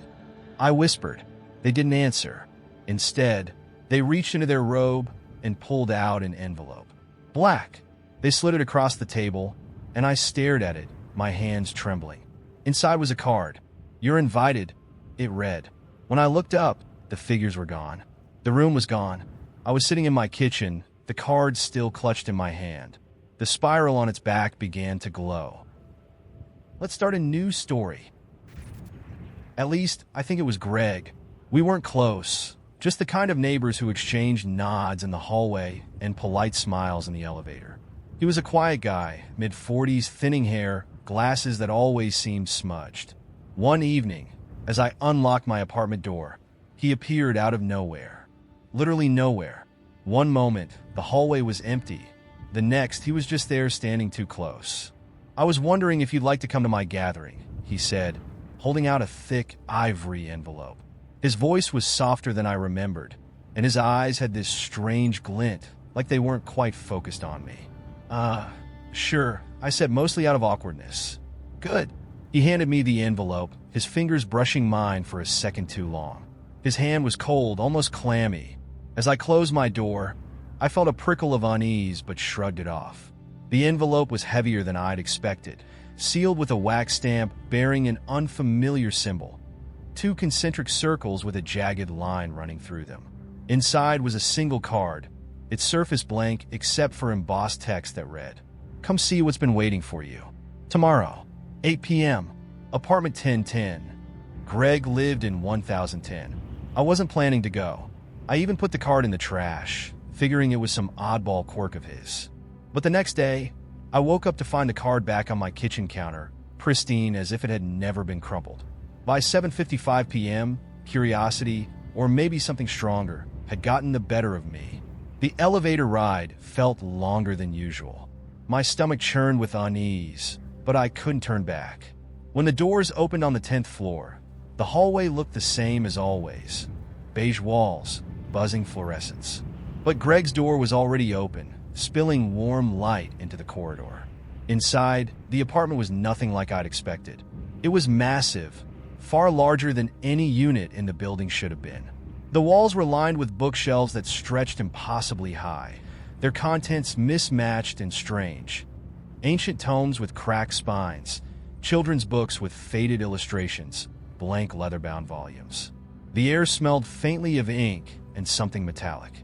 About a dozen people stood scattered around the room, their faces lit with an unsettling mix of excitement and unease. None of them looked familiar. Greg stood in the center, smiling. He'd changed into a dark suit that didn't quite fit him, the fabric pulling awkwardly at his shoulders. "Welcome," he said, his voice smooth and louder than I'd ever heard it. Before I could respond, the door shut behind me. "You're just in time," Greg continued, gesturing for everyone to gather around.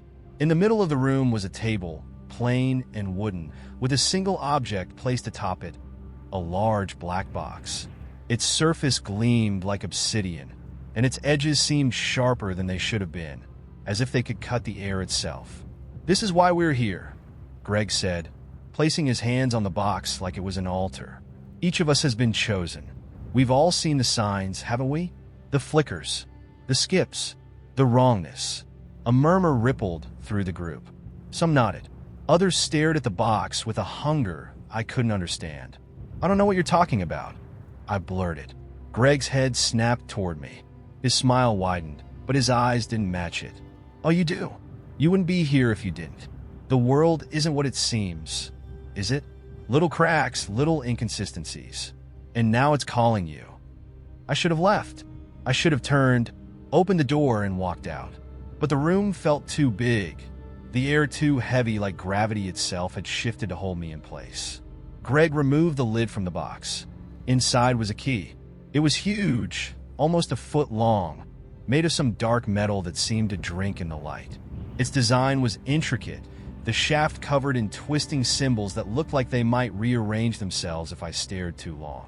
"This," Greg said, his voice almost reverent, "is a door key." Someone in the crowd gasped. "To what?" I asked, my voice barely above a whisper. Greg didn't answer. Instead, he picked up the key and turned to the wall behind him. He pressed it against the plain white plaster, and the room seemed to shudder. The wall rippled, the surface darkening as if ink was bleeding through it. Slowly, a door began to take shape. It wasn't like any door I'd ever seen. Tall, narrow, and made of something that looked alive, its surface pulsing faintly. Greg stepped back, holding the key out to the group. "It's time. One of you must open it." The room fell silent. No one moved. "What's on the other side?" I asked. Greg's smile faltered, just for a moment. The answer, or the end, maybe both. The others shifted nervously, their excitement dampened by uncertainty. "No taqueros?" Greg said, his voice dripping with mock disappointment. He turned to me, his smile sharpening. You should do it." I shook my head. "No way." "Yes way," he said, stepping closer. The key dangled from his hand, impossibly heavy. "You've felt it, haven't you? The edges. You've been teetering on the brink for so long. And now you can cross." The others began to murmur again, their voices blending into a low hum. I don't remember reaching for the key, but suddenly it was in my hand, cold and vibrating faintly. "Go on," Greg whispered. I stepped toward the door. As the key slid into the lock, the pulsing of the door intensified. The symbols on the key glowed, their light spilling into the dark grooves of the door, illuminating strange shapes that hurt my eyes to look at. I turned the key.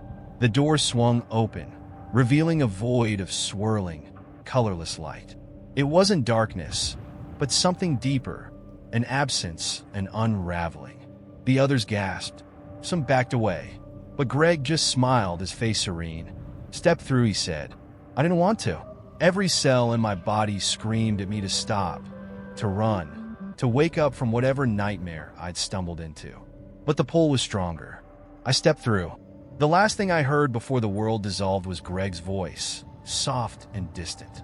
"Welcome to the other side. Now I'm here, wherever here is." The world isn't a world anymore. It's shapes, colors, sounds that don't have names. I think I'm still me, but it's hard to tell.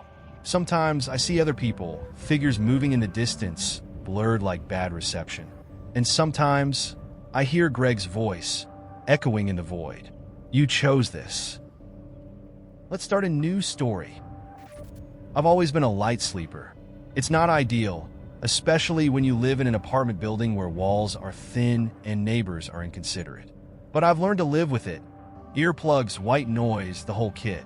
That night, though, nothing would have helped. Because what woke me up wasn't the usual muffled TV or late-night arguments. It was singing. At first, I thought it was a dream.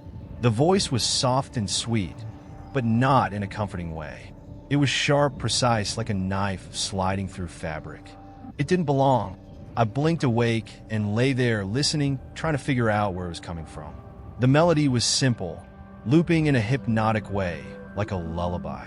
No words, just a haunting hum that carried through the air, weaving itself into the stillness of my room. My clock read 2:13 a.m., and everything outside my window was dark. Too dark. I live on the 7th floor of a 10-story building, with a view of a narrow alley below. Normally, you can see the glow of streetlights bouncing off the brick walls. But tonight, the alley seemed like a bottomless pit. The singing was coming from there. I don't know why I got up. I should have stayed in bed, but something about that voice drew me in, like a fish caught on a line. I walked to the window and peered down. At first, I saw nothing, just blackness stretching between the buildings. But then, slowly, a figure stepped into the faint light of a single street lamp at the far end of the alley. It was a woman, or at least I think it was. Her body was too still, her movements too precise, like a marionette being pulled along by invisible strings. She was tall, painfully thin, with long black hair cascading over her face like a curtain. Her arms hung loosely at her sides, and her head was tilted slightly, as if listening for something. The singing stopped. She tilted her head the other way, and even from 7 floors up, I felt like her gaze locked onto me. I couldn't see her eyes through the hair, but I could feel them, sharp and probing. The air in the room grew heavy, and I realized I wasn't breathing. Then she smiled.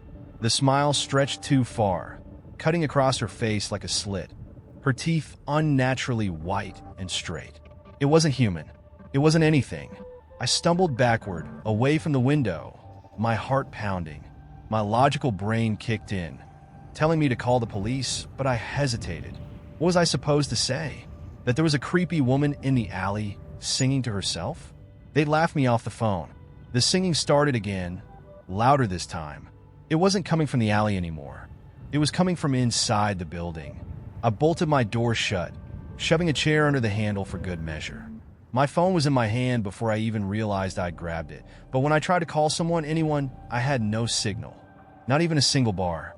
The singing grew closer, echoing through the hall outside my apartment. It wasn't sweet anymore. It was sharp and jagged, the notes twisting into something wrong. A chill ran down my spine as I pressed my ear to the door. There were footsteps, slow, deliberate, like someone dragging their feet down the carpeted hallway. My hands trembled as I backed away, my eyes glued to the door, waiting for the handle to turn. But it didn't. Instead, the footsteps stopped, and the singing grew louder, more distorted. Then a soft knock. It was so gentle that at first I thought I imagined it. But then it came again, more insistent. Knock, knock, knock. Let me in, a voice whispered. It wasn't the singing voice. This was deeper, raspier, and somehow worse. My stomach turned. I didn't answer. I couldn't. My throat felt like it had closed up, my body frozen in place. The voice came again, softer this time. I know you're in there. The knock became a pounding, the sound reverberating through the room like thunder. The chair under the handle rattled, the door frame groaning under the pressure. And then it stopped. Silence. I stayed there, huddled on the floor, for what felt like hours. When the first rays of sunlight peeked through the window, I finally worked up the courage to open the door. The hallway was empty. No signs of anyone or anything. Just a faint smell of something metallic like old coins. I thought it was over. I wanted to believe it was over. But every night since, the singing has returned. It starts faintly, somewhere in the distance, and then grows louder, closer. Always closer. And now, it's not just outside my door. It's in the walls. Let's start a new story. A.M. My apartment building wasn't the kind of place where neighbors dropped by unannounced. Most of us kept to ourselves, exchanging stiff nods in the elevator or at the mailboxes. It was a transient place, with a revolving door of tenants who never stayed long enough to feel like a community. That suited me just fine. The knock came again, louder this time, cutting through the silence like a blade.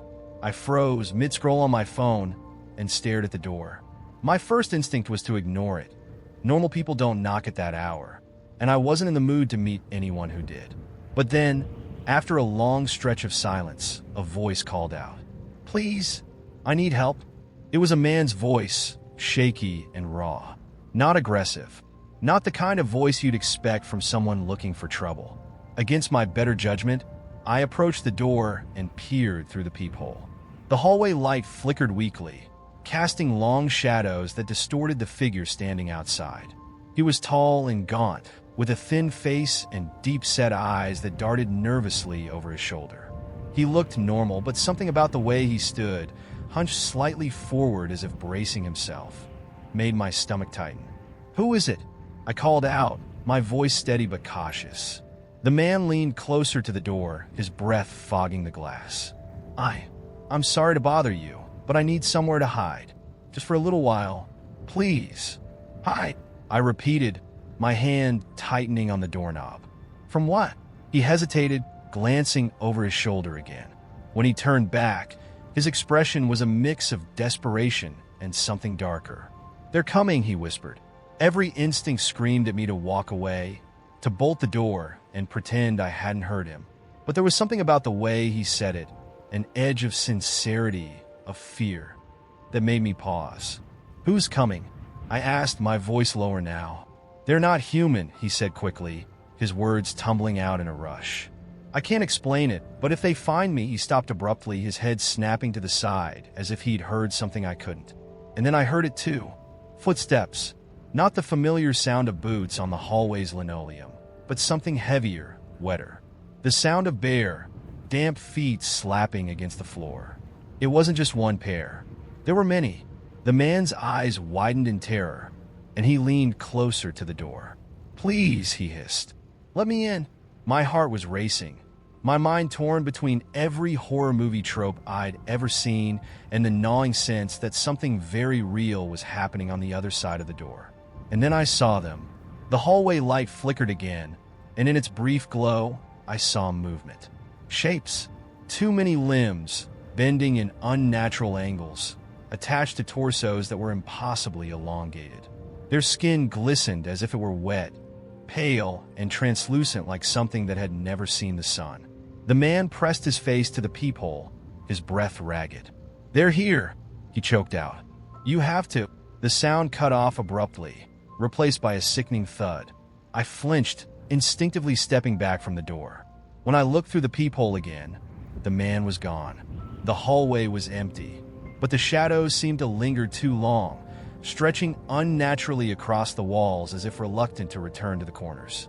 For the rest of the night, I sat frozen on the couch, every light in the apartment blazing, clutching my phone in one hand and a kitchen knife in the other. No more knocks came, and when the sun finally crept through the blinds, it brought no comfort. The hallway was empty when I left for work that morning.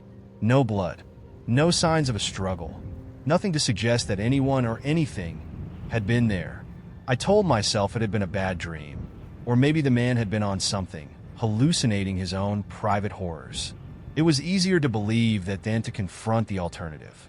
But then, 3 nights later, it happened again. This time it wasn't a knock. I woke up to the sound of static. It was faint at first, a soft crackling noise that seemed to come from everywhere at once. I checked my phone, the TV, the speakers, everything was off. Yet the static persisted, growing louder, more insistent. And then, through the noise, came a voice. "It's not over." I turned in a slow, horrified arc, searching the room for the source of the sound. It wasn't coming from any device. It was just there, filling the space, vibrating in my chest. "You saw them, didn't you?"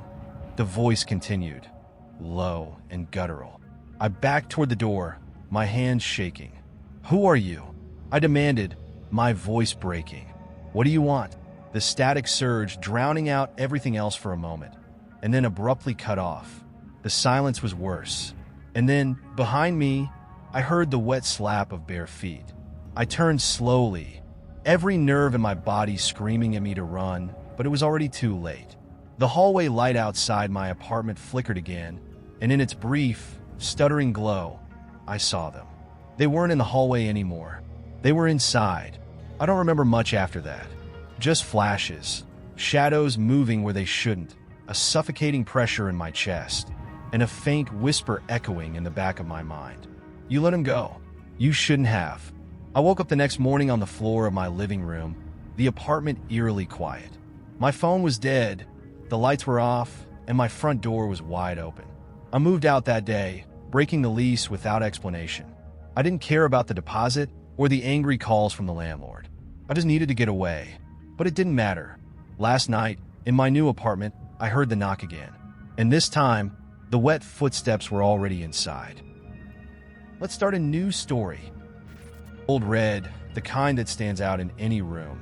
It was on her lips, fresh and glossy, the shade bleeding slightly at the edges where she hadn't applied it with her usual care. Maya didn't wear lipstick.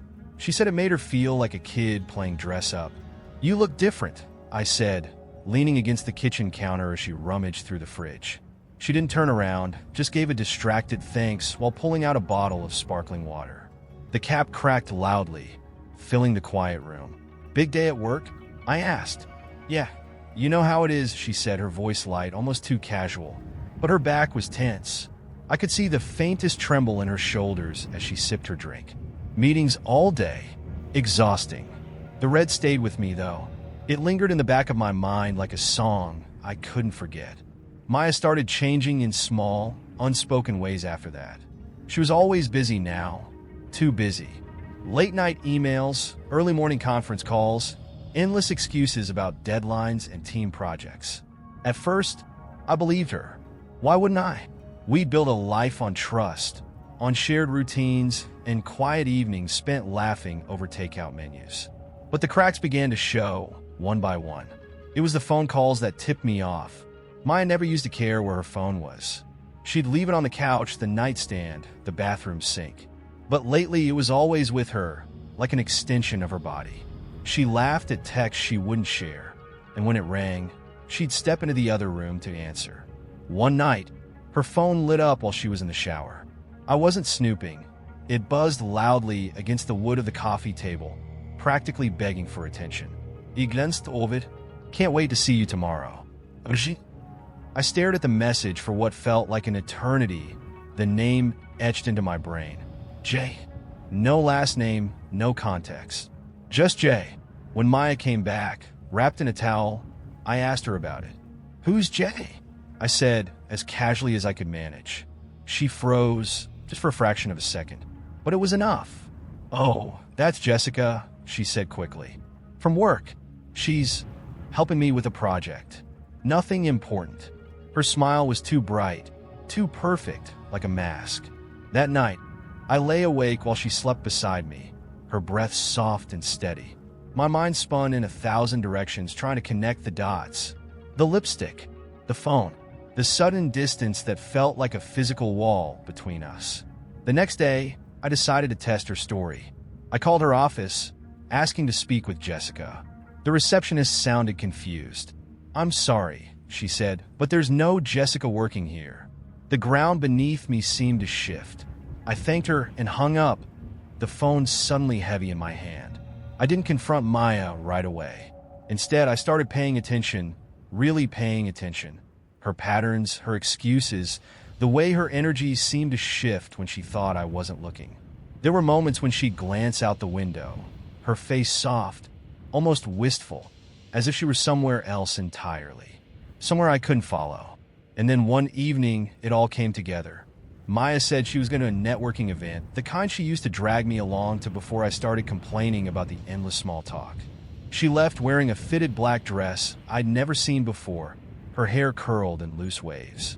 She looked stunning, unfamiliar.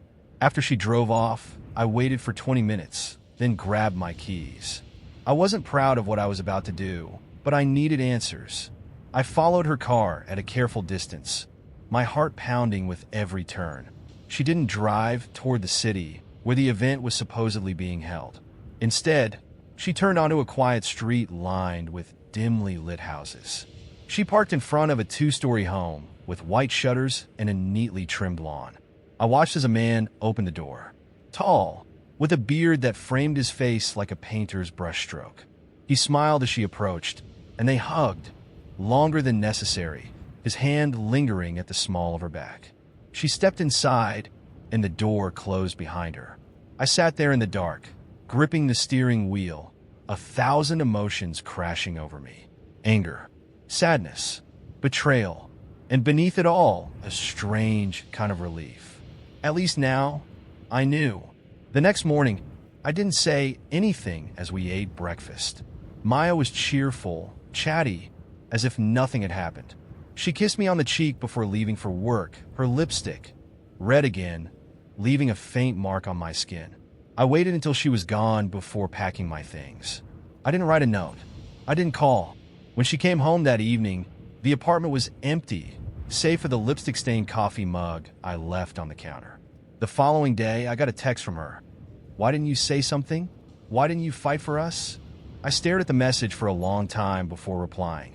Because you stopped fighting first. I hit send and blocked her number, the weight lifting from my chest like smoke dissolving into the sky. Sometimes, endings don't come with explosions or dramatic confrontations.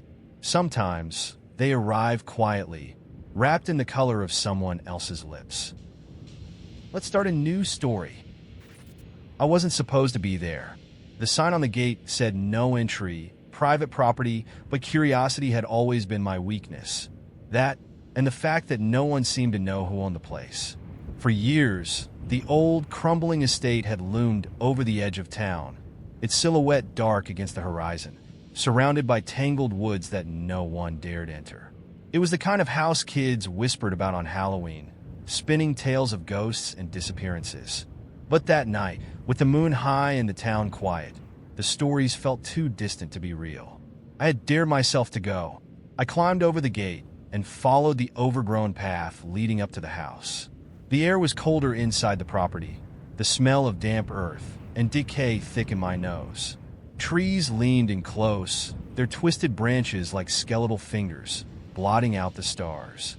By the time I reached the front door, my hands were shaking. It was ajar, hanging crookedly on rusted hinges. I pushed it open and stepped inside, the wood creaking beneath my weight. The house smelled old. Not just musty, but ancient, like books left too long in a damp cellar. My flashlight cut through the darkness, illuminating peeling wallpaper and shattered picture frames. The furniture, what little remained, was covered in thick layers of dust. I told myself I'd look around quickly and leave. I'd take a few pictures, proof that I'd been brave enough to enter, and then I'd be gone. But as I moved deeper into the house, something felt wrong. It wasn't the creaking floorboards or the cold drafts that seemed to come from nowhere. It was the silence. It was too quiet. No distant sounds of crickets, no hum of the wind. Just the sound of my own breathing and the faint buzz of the flashlight in my hand. I stepped into what looked like a living room, the remains of a fireplace blackened with soot. Above it hung a mirror, its surface tarnished and streaked. As I passed, I caught my reflection, or what I thought was my reflection. It moved, just slightly out of sync with me. I froze, my heart hammering in my chest. Slowly, I turned to face the mirror.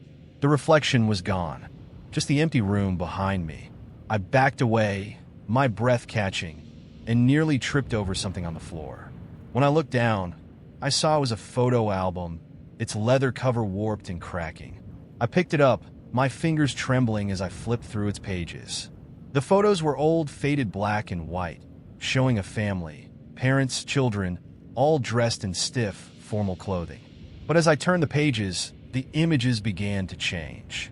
The faces blurred, their features stretching and twisting into grotesque shapes. The children's eyes grew hollow, their mouths wide and empty, like black holes. And then I saw me. There I was, standing in front of the house, wearing the same clothes I had on now. My face was clear, unmistakable, but my expression was wrong. I was smiling, but it wasn't my smile. It was too wide, too sharp, like my skin had been pulled tight over my teeth. The last photo was blank. I dropped the album, and the sound echoed too loudly in the empty room. My flashlight flickered, and the air around me seemed to grow heavier, pressing against my chest. I needed to leave. I turned and ran, my footsteps thundering through the house, but the hallway stretched longer than it should have. Doors I didn't recognize appeared on either side, each one slightly ajar, each one leaking shadows that seemed to writhe and twist. When I finally reached the front door, it slammed shut in my face. Something behind me whispered my name. I spun around, the flashlight shaking in my hand, and saw the shadows pooling in the corners of the room. They were moving, flowing together, forming a shape, a figure. It was tall, impossibly tall, its head nearly brushing the ceiling. Its limbs were too long, its body gaunt and twisted, like it had been pulled out of a nightmare. And its face, it was my face. It smiled at me with that same too wide grin, its teeth glinting in the dim light. "You shouldn't have come," it said in my voice. I backed away, my hands fumbling for the door handle, but it wouldn't budge. The figure took a step closer, its movements slow and deliberate. "You've been here before," it said. I shook my head. "No, I haven't." It laughed, a sound that was sharp and hollow, like glass shattering. "Don't you remember?" The room began to spin, the walls bending and warping around me. I fell to my knees, the flashlight clattering to the floor. Shadows swirled around me, pulling me down, and the last thing I saw was the figure leaning closer, its grin splitting its face in two. And then, darkness. When I woke up, I was outside. The sun was rising, the sky streaked with pink and orange. I was lying on the ground in front of the house, my body aching as though I'd been thrown. But the house was gone. In its place was an empty field, the grass overgrown and swaying in the morning breeze. I scrambled to my feet, my head spinning. The dirt path I'd followed was still there, leading back to the gate, but beyond that, there was no sign of the house. No sign that it had ever been there. I ran. I didn't tell anyone what had happened. How could I? They'd think I was crazy. But now, every time I pass the edge of town, I feel it. The pull. The house is still there, somewhere waiting. And sometimes, when I'm alone, I swear I hear it whisper my name. Let's start a new story. It started with the envelopes. I'd find them tucked into odd places, between the couch cushions, under my windshield wiper, once even balanced on the windowsill outside my second-floor apartment. Always the same cream-colored stationery, sealed with plain red wax. My name written in neat black ink across the front. No return address, no sender. At first, I didn't open them. It felt wrong, like these weren't meant for me even though my name was on them. I tossed them into a drawer, thinking maybe it was a weird prank or a mistake. But they kept coming. The fourth one appeared on my kitchen counter one morning. That's when I started paying attention. I lived alone, kept my doors locked, and hadn't had visitors in weeks. How had it gotten there? I stared at the envelope for a long time before finally peeling it open. Inside was a single sheet of paper with a sentence scrawled in that same precise handwriting. You dropped this. No signature, no explanation. Just that. I turned the note over, but the back was blank. The paper felt heavy, almost waxy, like it wasn't meant for everyday use. When I went to check the drawer where I'd stashed the others, it was empty. I didn't sleep much that night. The next envelope came 3 days later, taped to the mirror in my bathroom. This time it was different. The handwriting was still the same, but the note said something chilling. Are you sure you're alone? I tore through my apartment after that, checking closets, under the bed, even behind the shower curtain. Nothing. No signs of anyone breaking in. No hidden cameras or strange footprints. Just my own panicked breathing and the growing sense that I was being watched. That's when I started locking every door, every window, every single night. Not that it helped. The envelopes kept showing up. The sixth one arrived at work, sitting innocuously on my desk between my stapler and my coffee mug. This time, the note read, "You should stop looking." But I couldn't. I spent hours trying to piece together where they were coming from. I asked the mailroom, my neighbors, even the delivery guy who always brought my takeout if they'd seen anyone suspicious. No one had. The seventh envelope nearly broke me. It was late, almost midnight, and I'd just gotten home from a particularly long day at the office. The second I opened the door, I knew something was wrong. My apartment was freezing, like someone had left the window open all day, but every window was locked. On the dining table sat the envelope. I hesitated before opening it, my hand shaking so badly I nearly tore the paper in half. Inside, in the same precise handwriting, were 2 words, "Look closer." I felt a chill crawl up my spine. I didn't know what it meant, but I couldn't shake the sense that something was horribly, deeply wrong. Then I saw the photograph. It was lying on the floor, half hidden beneath the edge of the couch. A Polaroid, slightly blurred but unmistakable. It was a picture of me, sitting on the couch. From behind, my hands went cold. I lived alone. The picture didn't just frighten me, it shattered me. Someone had been in my apartment, close enough to capture me like that. I spent the rest of the night huddled in the corner of my bedroom, a knife in one hand and my phone in the other. I called the police, but when they arrived, the picture was gone. The envelope too. They didn't believe me. It was hard to blame them. Over the next week, the envelopes stopped appearing. For a moment, I thought maybe it was over. Maybe whoever or whatever had been tormenting me had moved on. I almost started to relax, until I found the key. It was sitting in my mailbox one morning. No note this time, just the key itself, cold and heavy in my hand. It was old, the kind you'd use for an antique lock, with a strange, intricate design etched into the shaft. I didn't recognize it, but somehow I knew it was for me. The next night, I dreamed of a door.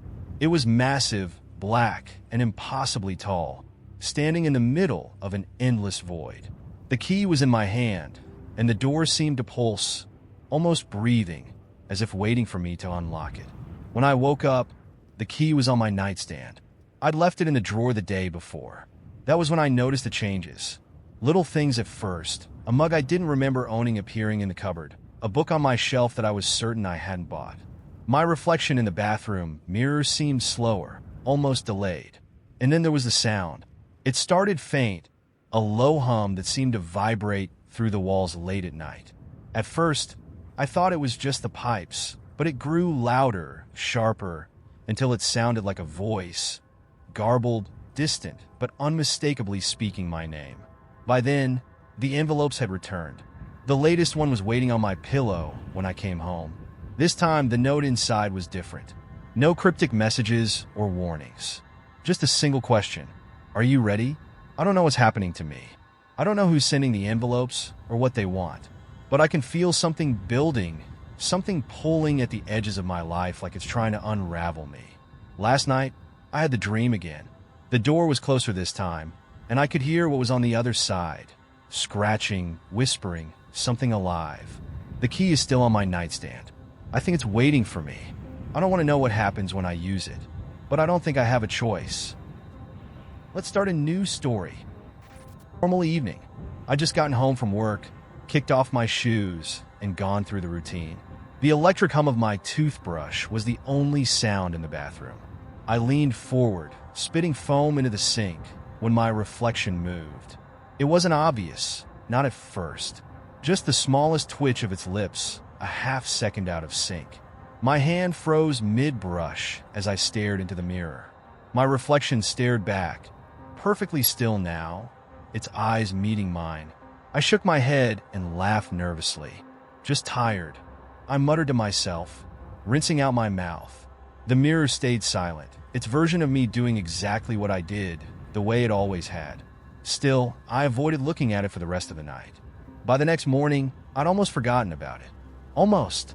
But things began to change in ways I couldn't explain. It started with small, innocuous things. I'd find objects in places I didn't remember putting them. My phone charger, always coiled neatly on my nightstand, was suddenly looped haphazardly around the base of my lamp. My favorite mug, which I never took out of the kitchen, appeared on the living room floor one morning. At first, I chalked it up to absent-mindedness, the kind that creeps in when you're juggling too much. But the feeling of something off lingered, like a splinter under the skin, just sharp enough to notice but impossible to remove. The next real sign came at work. I was sitting at my desk, answering emails when my coworker Sasha stopped by. She leaned on the cubicle wall, sipping from her travel mug, and smiled at me. "You look so intense this morning," she said, half laughing. I almost didn't want to interrupt you. I frowned, glancing at the time. It was 10 a.m. "What are you talking about?" "I just got here." She gave me a puzzled look. "No, I saw you earlier, like around 7:30. You were already at your desk, typing away." I waved, but you didn't look up. I stared at her, my stomach twisting. "Sasha, I wasn't here at 7:30. I don't even leave my apartment until 8:15. Her smile faltered. "Oh, well, I guess I must have been mistaken." She walked away quickly, and I could see the unease in her posture. My hands hovered over my keyboard as a knot of dread tightened in my chest. I didn't have to check the security footage to know she wasn't mistaken. That night, I decided to set up my phone to record while I slept. I wasn't sure what I expected to find. Maybe nothing. Maybe just proof that I was losing my grip on reality. The next morning, I woke up to find my phone lying face down on the dresser, its battery drained. That was odd in itself. I'd plugged it in before bed, double-checking the connection. When I powered it back on, the recording was still there. The footage began normally enough, me climbing into bed, turning off the light, and settling under the covers. For a while, there was only darkness, punctuated by the faint sounds of me shifting in my sleep. Then, at 2:47 a.m., the covers moved. At first, it looked like I was turning over, but as the seconds ticked by, it became clear that I wasn't moving. The shape under the blankets was. It sat up, the outline of my body unfolding unnaturally, its limbs stiff and jerky like a marionette. It turned its head toward the phone. The screen captured nothing but darkness, but I knew it was looking at the camera. Then it did something I'll never forget. It smiled. The smile stretched wide, too wide, splitting across the lower half of its face like a rift. For a moment, the shape just sat there, smiling, watching. Then it stood up and walked off screen, the sound of its footsteps disappearing into the hallway. I don't remember much of what I did after watching the video. I think I deleted it. I might have thrown my phone across the room. I found it under my couch later, screen cracked. The next few days were a blur. I avoided my reflection as much as possible. I left the TV on at all hours to drown out the silence. But no matter how hard I tried to distract myself, the feeling persisted. I wasn't alone. It wasn't until the following Thursday that I truly understood. I came home late from work, my arms full of groceries, and froze in the doorway. There was someone sitting on my couch. Their back was to me, but I knew instantly who it was. The way they held their shoulders, the slight tilt of their head. It was me. They were wearing my clothes, sitting in my spot, holding my book open on their lap. "Hey," I whispered, the word catching in my throat. The figure didn't move. I dropped the groceries and stepped closer. "Who are you?" I demanded, louder this time. My voice trembled. "What do you want?" Slowly, they turned to face me. Their features were identical to mine, down to the faint scar on my left eyebrow. But their eyes were wrong. They were too bright, glowing faintly in the dim light of the apartment. And their expression was flat, devoid of anything human. "You shouldn't be here," they said, their voice a perfect mimicry of mine. "This is my place now." I stumbled back, my hands fumbling for the door handle. They stood up, their movements unervingly smooth, and began walking toward me. "This isn't yours anymore," they said, their voice growing louder, sharper. "It never was." I don't remember fleeing the apartment. I must have, because I found myself in my car, driving aimlessly through the city. I didn't stop until I reached a cheap motel on the outskirts of town. The receptionist barely looked at me as I handed over cash for a room. I've been here ever since. I don't sleep much, and when I do, I dream of that thing, sitting in my apartment, living my life. Sometimes I wonder if it's even there anymore, or if I was the one who left. Every now and then I think about going back just to see if it's still there, to see if it's still me. But deep down I know the truth. It doesn't need me anymore, because it's already better at being me than I ever was. Let's start a new story. The old cathedral, when I first heard the hum. The job wasn't glamorous, but it paid decently, and I liked the solitude. My shift started after the last of the clergy locked up for the night, leaving the cavernous space to me. It was peaceful in its way. The stained glass windows loomed silently, their colors dulled in the moonlight, and the air always smelled faintly of incense and stone. On that particular night, I was dusting the pews near the back when I noticed it.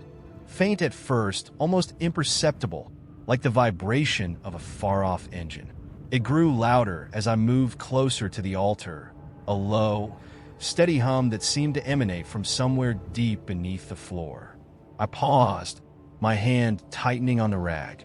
It wasn't the HVAC system that had its own distinct rattle, and there was no traffic outside this late. The sound seemed to pulse, almost alive, as though the stones themselves were holding their breath. I told myself it was nothing. Old buildings make noise after all. But as I moved on to mop the stone floor near the confessional booths, the sound seemed to follow me. The next few nights, it was the same. The hum was always there, faint but persistent, like an itch I couldn't scratch. It was distracting, but not enough to stop me from doing my job. At least, not at first. Then the lights started flickering. It happened suddenly about halfway through my shift. I was sweeping the nave when the chandeliers overhead blinked off for a split second before flaring back to life. I froze, my heart pounding. The building had old wiring. I'd seen the fuse box in the basement, but this felt different. It wasn't just the chandeliers. The electric candles on the altar flickered too, their light dimming and brightening in unison with the hum. I turned off my equipment and stood perfectly still, listening. The hum was louder now, resonating through the stone floor, vibrating in my chest. It wasn't a machine. It wasn't even a sound. It was a voice. Low, guttural, speaking in tones that barely registered as human. I wanted to leave, but I couldn't. Not yet. I convinced myself I was being ridiculous, that I was just overtired imagining things. But the next night, things escalated. I was scrubbing a stubborn stain near the altar when I heard something behind me. A sharp, distinct clack like a footstep on stone. I spun around, my heart in my throat. The cathedral was empty. "Hello," I called out, my voice echoing off the high ceilings. No response. I tried to go back to work, but the sense of being watched wouldn't leave me. Every time I turned my back, I felt it, an unbearable pressure like unseen eyes boring into my skin. That's when I noticed the smell. It was faint at first, a sharp, metallic tang that reminded me of blood. It grew stronger as I moved toward the altar, filling my nostrils and making my stomach turn. I stood there, staring at the marble steps leading up to the pulpit. The smell was strongest here, as though something was hidden beneath the surface. I was still trying to decide whether to investigate when the hum grew deafening. It wasn't just a sound anymore. It was everywhere, in the walls, the floor, the air itself. My vision blurred as the vibrations rattled my skull. And then, just as suddenly, it stopped. The silence was worse. It pressed in around me, thick and suffocating. My ears rang with the absence of sound, and for a moment, I thought I'd gone deaf. Then I heard it, a whisper, soft, broken like dry leaves brushing against stone. "Come closer." I stumbled back, my breath hitching. My flashlight flickered in my hand, and for a brief second, I thought I saw movement, a shadow darting across the edge of the altar. I ran. I didn't come back the next night, or the one after that. I told my supervisor I was sick, but the truth was I couldn't bring myself to set foot in that cathedral again.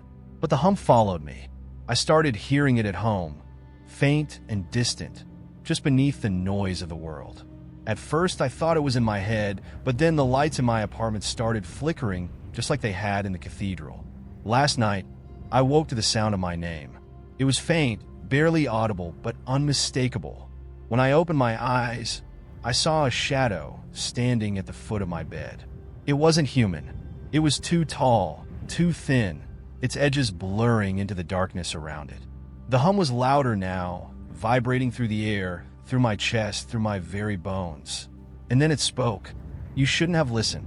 This morning, I got a call from my supervisor. They found my replacement slumped over in the confessional booth. His face was pale, his eyes wide open, his expression frozen in terror. The hum is with me now. It's inside me. And no matter how far I run, I can't escape it. It's waiting." Let's start a new story. The grocery store wasn't supposed to be open that late. I worked the evening shift at a nearby warehouse, which meant I usually missed the regular hours of all the local shops. But that night, as I drove home along the dimly lit stretch of Route 19, I saw the glow of the store's sign cutting through the mist. It was one of those small, family-owned places, Riley's Market, the kind of store where you recognized everyone who walked in. The lights were bright, the parking lot empty except for a single battered sedan, and the open sign buzzed faintly in the window. It didn't make sense. Riley's always closed at 9 p.m. sharp, and it was well past midnight. But I was hungry, and I didn't feel like waiting for breakfast to eat. When I pulled into the lot, the mist seemed to grow thicker, clinging to the edges of the building.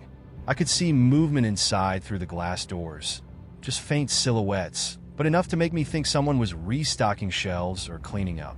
The automatic doors hissed open as I approached, the warm fluorescent glow spilling out into the cold night. Inside, the store was eerily quiet. No music playing, no faint hum of conversation, just the steady buzz of the overhead lights. The aisles were neat, the shelves fully stocked, but there was something off. It took me a moment to realize what it was. Every single product on the shelves was in perfect condition. No dents in the cans, no torn labels, no boxes slightly pushed out of alignment. It looked like a store display, frozen in time. I grabbed a basket and walked down the aisles, pretending not to notice the prickling sensation at the back of my neck. The further I went, the stranger it felt. The air inside was too still, like the place had been vacuum sealed. My footsteps echoed softly, the only sound in the entire store. I passed the produce section, where every apple, banana, and orange was impossibly flawless. The deli counter was stocked with fresh cuts of meat, though no one was behind the counter. The bakery had rows of bread and pastries, still warm, the faint scent of sugar and yeast lingering in the air. Then I noticed the shoppers. There weren't many, just 3 or 4 people scattered across the aisles. At first, I was relieved. The silence had been unbearable, and their presence felt reassuring. But as I passed them, I realized they weren't shopping. They were standing perfectly still, staring at the shelves in front of them. A woman in a red coat was holding a box of cereal, her hand frozen mid-reach. A man in a suit stood in the frozen foods aisle, gazing at a wall of identical TV dinners. They didn't move, didn't blink, didn't even seem to breathe. I stopped walking, clutching my basket, the hairs on my arms standing on end. "Excuse me?" I said, my voice breaking the heavy silence. The woman didn't react. Neither did the man. I stepped closer, the sound of my footsteps unnaturally loud. "Are you okay?" I asked, reaching out hesitantly. Her head turned, not like a normal person turning to face you. It snapped fast and mechanical, her eyes locking onto mine. Her expression didn't change. No recognition, no curiosity, just a blank, empty gaze. Her hand was still frozen mid-reach, the box of cereal trembling slightly, as though she were struggling to hold it. I stumbled back, my breath catching in my throat. The man in the suit turned next, his movements identical, his head twisting sharply toward me. Then, one by one, the other figures in the store began to move. They didn't walk. They shifted, like shadows stretching across the floor, their bodies blurring at the edges, their faces still frozen in that eerie, vacant stare. The lights flickered, casting jagged shadows across the aisles. The air grew colder, the faint hum of the store's electricity warping into something deeper, more resonant. I dropped the basket and ran. The automatic doors didn't open when I reached them. I slammed my hands against the glass, my breath fogging the surface, but the doors stayed shut. Behind me, the figures were moving faster now, their shapes flickering in and out of focus like a bad signal. "Let me out!" I screamed, pounding on the glass. The lights went out. For a moment, there was nothing but darkness and the sound of my own ragged breathing. Then, faintly, I heard footsteps, slow, deliberate, circling me. A hand brushed against my shoulder. I turned, but there was no one there. The lights flickered back on. The store was empty. The shoppers were gone. The shelves were bare. The perfect arrangement of products replaced by empty rows and scattered debris. The deli counter was shattered, glass shards glittering on the floor. The warm scent of baked goods was gone, replaced by the sharp tang of something metallic. The automatic doors hissed open behind me. I didn't wait to question it. I bolted into the mist, my legs trembling, my breath coming in gasps. When I reached my car, the store was dark again, the open sign gone, the parking lot empty. I drove home without looking back. The next morning, I told myself it was a bad dream, that maybe I'd fallen asleep at the wheel or imagined the whole thing. But when I checked the local news, I saw a story about Riley's Market. It had been closed for renovations. For months. Sometimes, late at night, when I'm driving down Route 19, I see the faint glow of the store sign in the distance. But I don't stop. I don't look. And I don't know what will happen if I do. Let's start a new story. Enjoying the solitude after the chaos of a city breakup and an exhausting corporate job. The place was isolated, the kind of tucked-away cabin that didn't even show up properly on Google Maps. There was no Wi-Fi, no neighbors for at least a mile. It was perfect. One night, as I was curled up on the couch reading, the faint, acrid scent of smoke drifted through the window. It wasn't the comforting wood smoke I sometimes smelled from my fireplace. It was sharper, like burning plastic. I put down my book and stepped outside onto the porch. The night was quiet, save for the usual chorus of crickets and the rustling of trees in the breeze. No glow of flames, no signs of a fire. Just the smell, faint but persistent. The next morning, I went for my usual walk along the trail that looped through the woods behind the house. About half a mile in, I came across something that stopped me in my tracks. A small, charred pile of what looked like fabric and paper, still faintly smoking. Someone had built a fire here, recently enough that it hadn't cooled entirely. I crouched down, poking at the edges with a stick. Among the ashes were scraps of magazine pages, some twisted bits of metal, and a half-burned Polaroid photo. The photo caught my attention immediately. I plucked it from the ashes, coughing as a puff of soot rose up. The edges were scorched, but the image in the center was intact. A blurry picture of a house. My house. I stared at it, my mind racing. It was taken from the woods, judging by the angle. Someone had been here, standing just beyond the tree line, and taken a picture of my house without me knowing. My stomach twisted. This wasn't some innocent campfire. Someone had been watching me. I walked back to the house quickly, clutching the photo in my hand. I locked the doors, something I didn't always bother with, and closed the curtains. My sense of safety had evaporated, replaced by a gnawing unease. I told myself it was probably nothing, some kids messing around, maybe, but it didn't feel like nothing. That night, I heard footsteps outside. They were faint, barely audible over the wind, but unmistakable. Slow, deliberate steps crunching through the underbrush. I held my breath, listening, trying to convince myself it was an animal. Deer were common in these woods, and raccoons often rummaged near the trash cans. But the pacing was too steady, too human. I grabbed a flashlight and crept to the window, peeking through a gap in the curtains. The beam of light danced across the trees, illuminating nothing but empty forest. Still, the sound continued, circling the house now, as if whoever, or whatever, was out there was taking their time. I stayed awake all night, clutching a kitchen knife and jumping at every creak and rustle. By dawn, the footsteps had stopped, and I was starting to feel ridiculous. Maybe I'd imagined it. Maybe the isolation was getting to me. But then I found the second photo. It was on the porch, tucked neatly under the doormat. This one wasn't blurry. It was a close-up of my living room window. The curtains were partially drawn, and through the gap, you could see me sitting on the couch, reading the night before. I called the sheriff immediately. They sent a deputy out to take a report, but there wasn't much they could do. No signs of forced entry, no obvious threats, just the photos and the burned pile in the woods. The deputy, a middle-aged man with kind eyes, tried to reassure me. Probably just a prank, he said, though his tone wasn't convincing. Kids get bored out here. I wanted to believe him, but the photo was too intimate, too deliberate. It wasn't kids. It was someone who knew where I was, who had been close enough to see me inside my home. For the next few days, I barely left the house. I kept the curtains closed, barricaded the doors with chairs, and slept with a flashlight and knife by my bed. Nothing happened. No footsteps, no photos, no smoke. I started to wonder if it really was just a random, one-time incident. Then, on the fifth night, my phone rang. The number was unfamiliar. I stared at the screen for a long moment before answering, my voice shaky. "Hello?" There was no response, just silence. Then, faintly, I heard breathing. "Who is this?" I demanded, trying to sound braver than I felt. The breathing stopped, replaced by a low, rasping whisper. "Do you like living alone?" I hung up and called the sheriff again, my hands shaking so badly I could barely dial. This time, they sent 2 deputies who swept the property with flashlights and assured me no one was nearby. But their assurances felt hollow. Whoever was doing this didn't seem interested in being caught.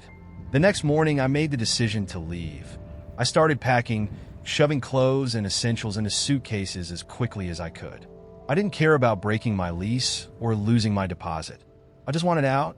But as I carried the first suitcase to my car, I noticed something that made my blood run cold. Scratched into the pane of my driver's side door, deep and jagged, were 3 words: "Don't leave yet." I dropped the suitcase and ran back inside, locking the door behind me. My breaths came in short, panicked gasps as I tried to think. I didn't feel safe staying, but leaving clearly wasn't an option anymore. Whoever this was, they were watching. They were close. That night, I didn't sleep. I sat in the dark with every light off, gripping my knife and staring at the front door. Around 2 a.m., the smell of smoke returned, stronger this time, acrid and choking. It wasn't coming from outside. It was coming from inside the house. I ran from room to room, searching for the source, but there were no flames, no signs of fire. Just the smell, thick and oppressive, filling every corner. And then I heard it, a voice, faint but distinct, whispering my name from somewhere deep in the house. Lauren. I didn't wait to investigate. I grabbed my keys, threw open the door, and ran to my car. The scratch marks glared at me in the moonlight, but I didn't care. I got in, started the engine, and sped down the dirt road, my hands white-knuckled on the wheel. I didn't stop driving until I reached a motel 2 towns over. That was 3 weeks ago. I haven't been back since. The landlord called a few days later, saying someone had broken in after I left. They didn't take anything. They just left a note on the kitchen counter. It said, "You'll come back." They always do, but I never will. Let's start a new story. I was on the subway, heading home after another soul-crushing day at work. It was one of those evenings where everything feels heavy. Your bag, your body, even the air itself. I almost didn't notice it at first. It was just a clock, nestled above the sliding doors of the train car. Except it wasn't. The subway doesn't have clocks. It's one of those things you don't realize until you see it, something you only notice when it's out of place. But there it was, an old, analog clock with a tarnished brass frame and hands that ticked silently against a cracked, yellowed face. I stared at it confused. The numbers weren't right. Instead of 1 to 12, there were 13 hours, unevenly spaced like they'd been scrawled by a distracted child. The second hand twitched erratically, stopping and starting as if it didn't quite know how time was supposed to work.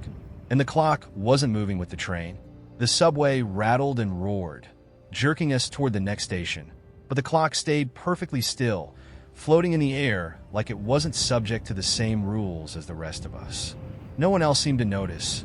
They were all glued to their phones or dozing against the windows, oblivious. I told myself it was a weird art installation, some avant-garde statement about urban life or time or whatever. That seemed plausible enough, so I let it go. Until the next day, when I saw it again. This time, it was in my office. I was in the break room, waiting for the coffee machine to begrudgingly spit out something drinkable, when I noticed the same clock hanging above the door. The same uneven numbers. The same erratic second hand. I froze, the hum of the machine fading into the background. What the hell? I muttered under my breath. No one else reacted. My coworker Jess walked right past it, head down as she scrolled through her phone. I wanted to ask her if she saw it, but something about the clock made me hesitate. It wasn't just strange, it felt wrong, like it shouldn't be there. Like it didn't belong in the world at all. I left the break room without my coffee. That night, I couldn't stop thinking about it. The clock shouldn't exist, but it did. And it wasn't just appearing, it was following me. By the third day, it was everywhere. I saw it at the bus stop, hovering just above the bench. I saw it at the grocery store, nestled between the cereal boxes like it had always been there. At one point, I turned on the TV, and there it was, burned into the corner of the screen like a watermark. The clock didn't just appear anymore. It demanded my attention. Its second hand ticked faster now, whipping around in violent bursts before freezing for agonizing seconds.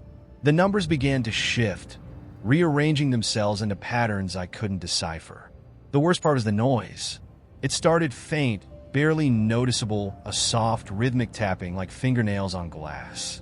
But the louder the clock became, the more it drowned out everything else. Conversations, music, the sound of my own voice. All I could hear was that relentless, insistent tick-tick-tick. I stopped leaving my apartment. What was the point? No matter where I went, the clock was there, waiting for me, watching me. It didn't even bother hiding anymore.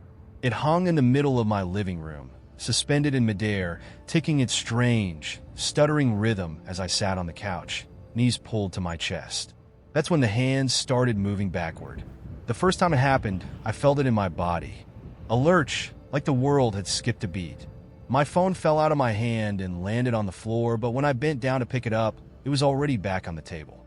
It wasn't just time slipping. It was my life. Over the next few days, things began to unravel. A bowl of cereal I hadn't finished suddenly reappeared, still full, the milk ice cold. A knock at the door startled me, but when I opened it, there was no one there, only a package I remembered receiving weeks ago, still sealed. I couldn't trust my own memories. I couldn't tell if I was moving forward, backward, or not at all. And through it all, the clock watched me, its hands spinning in unpredictable, chaotic loops. On the 6th day, the world went quiet. No traffic outside. No bears. No hum from the fridge. Even the ticking stopped. The clock's hands froze, pointing to an hour that didn't exist. And for the first time, the glass covering the face began to crack. Slowly, deliberately, a long fracture snaked its way down the surface until it split in two. And something looked back at me. The crack revealed an eye. Human, but impossibly large, its iris a swirling void of deep blues and blacks. It blinked once, a slow, deliberate motion, and the force of it knocked me to the floor. "You've been noticed," a voice said, soft and distant, like it was speaking from the other end of time itself. I don't remember screaming. I don't remember much of anything after that. When I woke up, the clock was gone. The air was still, and the world outside had returned to normal. But I wasn't alone. The marks started appearing a week later. At first, they were small scratches on the walls, faint enough to pass as scuffs. But they grew bolder, deeper, until they formed numbers. Numbers that didn't belong on any clock, etched in looping, jagged strokes that seemed to pulse faintly in the dark. And the ticking was back. It's louder now, always louder. I can't escape it. And when I close my eyes, I see the clock again. It's not broken anymore. It's running perfectly, its hands spinning faster and faster, counting down to something I'm terrified to understand.